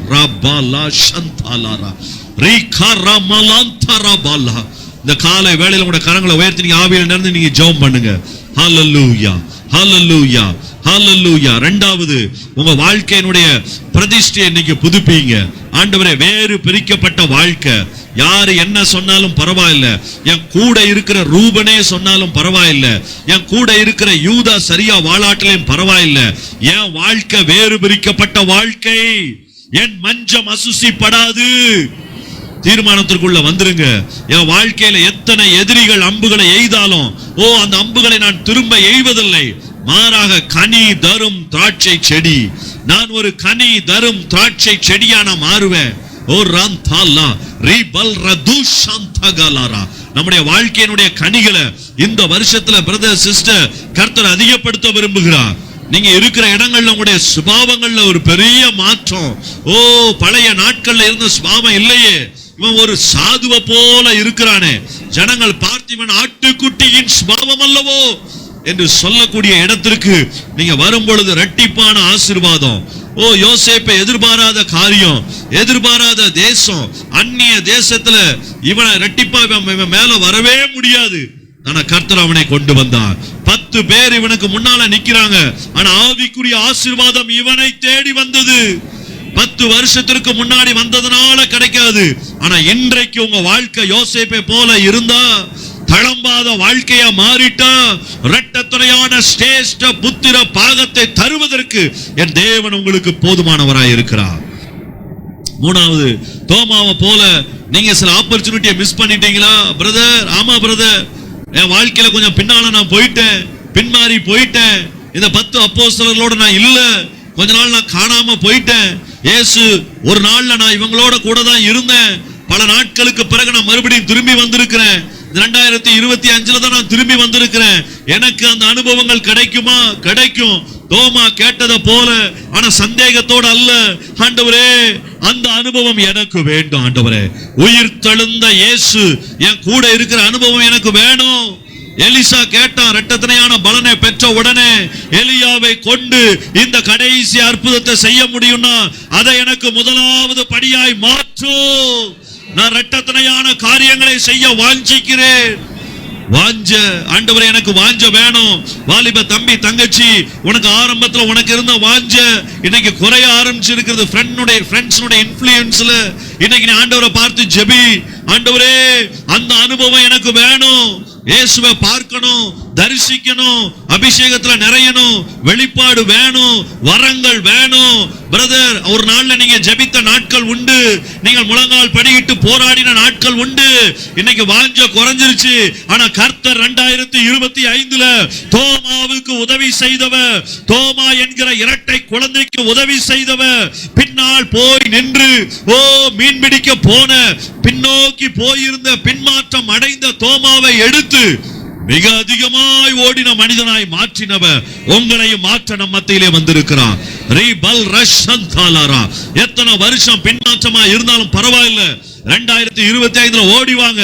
ஆண்டவரை பார்த்து சொல்லுங்க, நான் கேள்விப்படுகிற அனுபவம் அல்ல ஆண்டவரே, நானே அவைகளை பார்க்க வேண்டும், நானே அவைகளை அனுபவிக்க வேண்டும். கர்த்தர் பேசுகிறதை அனுபவிக்க வேண்டும், கர்த்தர் இடைபடுகிறதை அனுமதிக்க வேண்டும், கர்த்தர் செய்கிறதை அனுமதிக்க வேண்டும், கர்த்தர் தொடுகிறதை அனுமதிக்க வேண்டும். Lord, I need to experience. யோர்தானை கடக்கிற அனுபவம் எனக்கு வேண்டும், யோர்தான் பிளக்கிற அனுபவம் எனக்கு வேண்டும். ஹல்லேலூயா. என்றைக்கோ யாரோ ஒரு ஊழியக்காரர் உங்களுக்காய் ஜெபித்து உண்டான ஆசீர்வாதத்தையே இன்னும் நீங்க சொல்லிட்டு இருக்க முடியாது. 5 வருஷத்துக்கு முன்னால, 10 வருஷத்துக்கு முன்னால எனக்கு இது நடந்தது பிரதர், எலியா மூலமா நடந்தது, நன்றி. ஆனா இன்றைக்கு நீங்க எலிசா, அதே சால்வை உங்க கையில இருக்குது. கர்த்தர் அதை செய்ய விரும்புகிறார். ஹல்லேலூயா. எலியாவை கொண்டு படிப்படியாய் செய்து கடைசியாய் செய்தத ஒரே நாளில உங்களை கொண்டு கர்த்தர் செய்ய விரும்புகிறார். யோர்தானை பிளக்க வைப்பதற்கு உங்களை கர்த்தர் பயன்படுத்த விரும்புகிறார். பிரதர், ஒரே ஒரு ஆளுதான் எனக்காக பிளக்குமா? கர்த்தர் பிளக்க வைப்பார். ஹல்லேலூயா. அதாவிக்குரிய அனுபவங்கள். கடைசியாய் திருவசனத்தை கொண்டு போய் சேர்க்கிற பிரயாசம். ஓ ஹல்லேலூயா. ஒப்பு கொடுப்பீங்களா? இந்த வருஷத்துல இந்த திருவசனத்தை, இந்த சத்தியத்தை வீடுகள் தோறும் நான் கொண்டு போய் சேர்ப்பேன். ஏனோ தானோ என்று டிராக்ஸ் கொடுக்கிற ஊழியம் அல்ல. அதை படிப்பேன், அதுல இருக்கிற சத்தியத்தை தெரிந்து கொள்ளுவேன், சத்தியத்தை சொல்லி கொடுப்பேன், பிரயாசம் எடுப்பேன். ஆண்டவரே, இந்த பிரயாசத்தை நான் எடுப்பேன். என் குடும்பம் ரட்சிக்கப்படுறதுக்கு பிரயாசம் எடுப்பேன். தேசம் ரட்சிக்கப்படுறதுக்கு பிரயாசம் எடுப்பேன். வெளி ஊழியங்களுக்கு பிரயாசம் எடுப்பேன். நேற்றைய தினத்துல ஒரு அண்ணனை சந்திச்சோம். அந்த அண்ணனுக்கு வயசு 75. சென்னையில உள்ள அண்ணனை நான் சொல்றேன். அவங்களோட வயது 75. சுகர் உண்டு, பிபி உண்டு, கால் முழுவதும் கருப்படித்து இருக்கிறது. வயது 75. ரிட்டையர்ட் ஆயிட்டாங்க. நடக்கிறது கஷ்டம். அவருடைய காலினுடைய பெரு விரலை எடுத்துட்டாங்க ஆபரேஷன் பண்ணி. டாக்டர் சொன்னாங்க இது மோசமான முட்டுக்கு கீழே எடுக்க வேண்டி இருக்கும். அவர் சொன்னாரு, அந்த விரலை எடுத்ததுக்கு அப்புறம் புண்ணு ஆறி 1 மாசம் கூட ஆகல. ஆனா நான் பீகாருக்கு போகணும்னு முடிவு பண்ணியிருந்தேன். பீகார்ல போய் ஊழியம் செஞ்சேன். இப்பவுமே என் மனசு துடிக்குது. இன்னும் 2 மாசத்துல நான் நேபாள் வரணும். என்னைக்கு நம்ம போவோம்னு தெரியாது. பலவீனம் உண்டு, இன்சுலின் எடுக்கணும், சுகர் மாத்திரை எடுக்கணும். வயசு 75, கால் எரியுது. ஆனா கிராமங்களுக்கு நான் போகணும். தமிழ்நாட்டினுடைய கிராமங்களுக்கு போகணும், பீகாரினுடைய கிராமங்களுக்கு போகணும். ஓ ஸ்டீபனை பார்த்து சொன்னாங்க, நீங்க போகும்போது எங்களுக்கு டிக்கெட் புக் பண்ணுங்க, நான் வரணும், நான் செய்யணும். சபையோடு கூட இணைந்து இந்த இடத்துல நடக்கிற எத்தனை ஊழியங்கள் உண்டு, எத்தனை டிராக்ஸ் மினிஸ்ட்ரி உண்டு, எத்தனை இடங்கள்ல உங்க சொந்தக்காரங்க உண்டு, எத்தனை வாய்ப்புகள் உண்டு. கைகளை உயர்த்தி ஆண்டவரை பார்த்து சொல்லுங்க, திரு வசனத்திற்காய் இந்த வருஷம் நான் பிரயாசப்படுவேன். திரு வசனத்தை கொண்டு போய் சேர்ப்பதற்கு நான் பிரயாசப்படுவேன். வீடுகள் தோறும் போவதற்கு நான் பிரயாசப்படுவேன். அவங்க என்னை திட்டி என்னை கேவலப்படுத்தினா, என்னை கண்ணீரை உண்டாக்குனா பரவாயில்ல, நான் மன தாழ்மையா போக வேண்டியிருந்தா பரவாயில்ல, பெரிய எனக்கு விரோதமான தீவினையான யோசனைகளை யோசித்தால் எனக்கு பரவாயில்ல. திரு வசனத்தை கொண்டு போய் சேர்ப்பதிலே நன்றாய் பிரயாசப்படுகிறவர்களுக்கு இரட்டிப்பான கனம். இதெல்லாம் நம்ம செய்வதற்கு இயேசு சிலுவையில தன்னுடைய ஜீவனை கொடுத்தாருங்க. அந்த இதுல இருந்து வருகிற அந்த கிருபையும் சத்தியமும் தான் நம்மளை எல்லாத்துக்கும் மூல காரணமா மாறுது. இயேசுவினுடைய சிலுவை உங்க கண்களுக்கு முன்னால கொண்டு வாங்க. ஏசப்பா, ரெட்டத்தனையா எங்களை மாத்துறதற்கு நீங்க உங்க எல்லாத்தையும் இழந்தீங்க சுவாமி. இருக்கிறவைகள் எல்லாவற்றையும் நீ மகிமையை நீர் இழந்தீர், அந்த கேடு நீர் அடைந்தீர். ஏன்னா ஒண்ணு இல்லாத என்ன ரெட்டத்தனையான காரியங்களுக்கு பாக்கியவானாய் மாற்றுவதற்கு இந்த சிலுவை ஆண்டவரே, அத கண்களுக்கு முன்னால கொண்டு வந்து ஆண்டவரிடத்துல பூரணமா உங்களை அர்ப்பணிப்பீங்களா? ஆண்டவரே, என்ன நான் பூரணமா அர்ப்பணிக்கிறேன். ஆண்டவரே, இந்த வருஷத்துல, இந்த வருஷம் முழுவதும் ஹல்லேலூயா, உடைய கைகள் உயரட்டும், உடைய சத்தம் உயரட்டும். ஹல்லேலூயா, ஹல்லேலூயா.